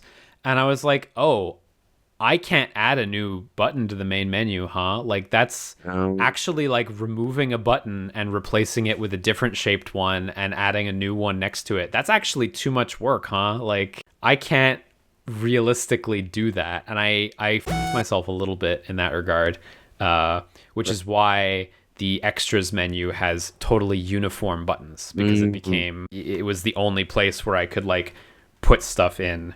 This was the sure. first game I ever made a menu for, by the way. Sure. And Well, that I mean, you I still think killed it. shows in my mistakes. I did a good job, I think, but my You mistakes are did. definitely evident. So Well, yeah, just call up either the people who does the menu for Persona games or Sakurai's wife. Take your pick. I'll call Miss Sakurai up. God, if only. I'm happy with how it turned out, and genuinely, I did not expect to get to talk about it so much tonight, and I'm really grateful that that you wanted to, because I always feel like I have a lot to say about it, and I'm very proud of it, and it's nice to speak about it to As someone who as you also should be. enjoyed it. Like Thank you. it's so how should I put this? Again, it's a game and watch S game, so a little smaller in scale than say a full farming game, but I can't stress enough how you can feel the polishing quality on this game, right? Um, and it just when because we look at a lot of games on the show, and so it's tough. I get it. I don't mean to throw shade on anyone, but I think you set a high bar for what you put out. Thank you. I'm really glad you think so, and I to be honest, I'm terrified of that bar. Mm, yeah, It's a oh, yeah, yeah, I get it's that. a I get that. it's a problem now. It's I spent such a long time to put the bar so high, and now I have to do better with Uh, less money. Oh no. Call um, up the Hollow Knight people. Call up the Hollow Knight. You're right. You're right. But no. Well, thank you. It's I'm really glad. literally It's a very pair of flattering to guys. hear. Literally, right? Uh, but I'm so glad that you enjoyed the game. I'm so glad that there are dozens of people out there. Dozens of, and hey, There's dozens. like listeners, all seriousness, like I suggest you check it out. It's an easy buy and an easy recommend. You'll get enjoyment out of this game, I guarantee. Thank you. um, I really didn't have the impression we were going to talk about Garden Guardian all that much tonight, so oh, I'm I just mean, very flattered like, by the whole thing. oh yeah, no, that was more or less the point, my duty to our cottage core nature. And I always find it fascinating to talk to developers and the whole creative process. Thank All you. right. But that said, though, is there anything else you'd like to plug, to add, to say to our audience, where to find you, not to find you, find other things, whatever you want to say? Well, the main plug, the most important plug, is always Garden Guardian for sure. Yeah, I absolutely. did actually have that in mind, but On Switch and that's on Steam. Switch and Steam. It's also on itch.io, but like buy it wherever you like the best. Steam version has great Steam Deck support. Switch version just kicks ass. I It's did the port great. myself actually. I'm really Ooh, proud of it. well, It you came should out be, really because well. that's always, well, in this space, that's often a problem, the Switch port. it's it's not a given, eh? Like, you do need to opt, even a game like Garden Guardian, there were some optimizations I had to make. And I had the opportunity to work on some Vita games in the past that never shipped, sadly. Oh, Uh that's the but goal. Hold on. That's our goal. When do we I get Guardian on the Garden Guardian on Vita? Vita. Man, it was one of those things I wanted to do, but it wasn't realistic. So, but anyway, I did practice optimization stuff back then, so I'm thankful I did.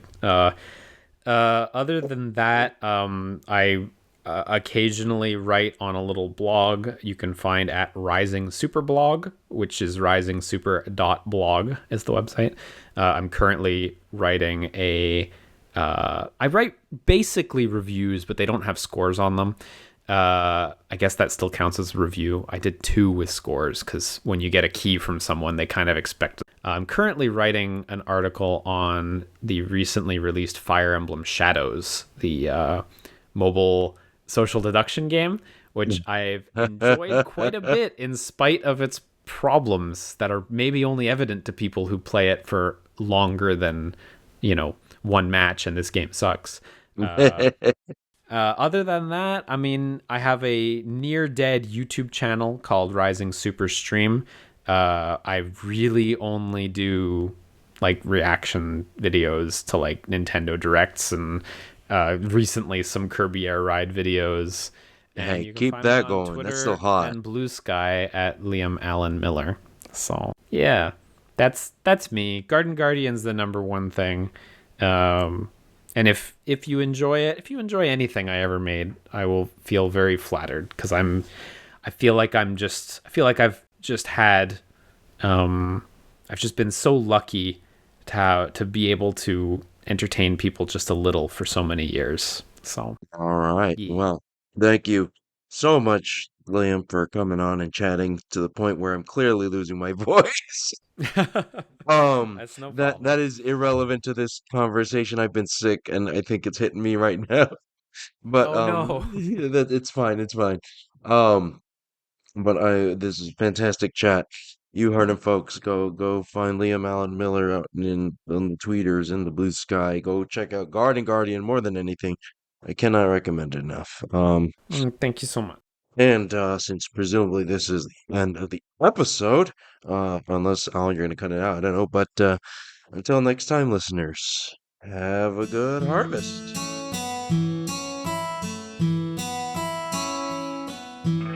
The harvest season is created by Al McKinley, with support from our patrons, including our pro farmers, Kevin, Stuart, and Elisa. Our art is done by Micah the Brave, and our music is done by Nick Burgess. Feel free to visit our website, harvestseason.club, for show notes and links to things we discussed in this episode.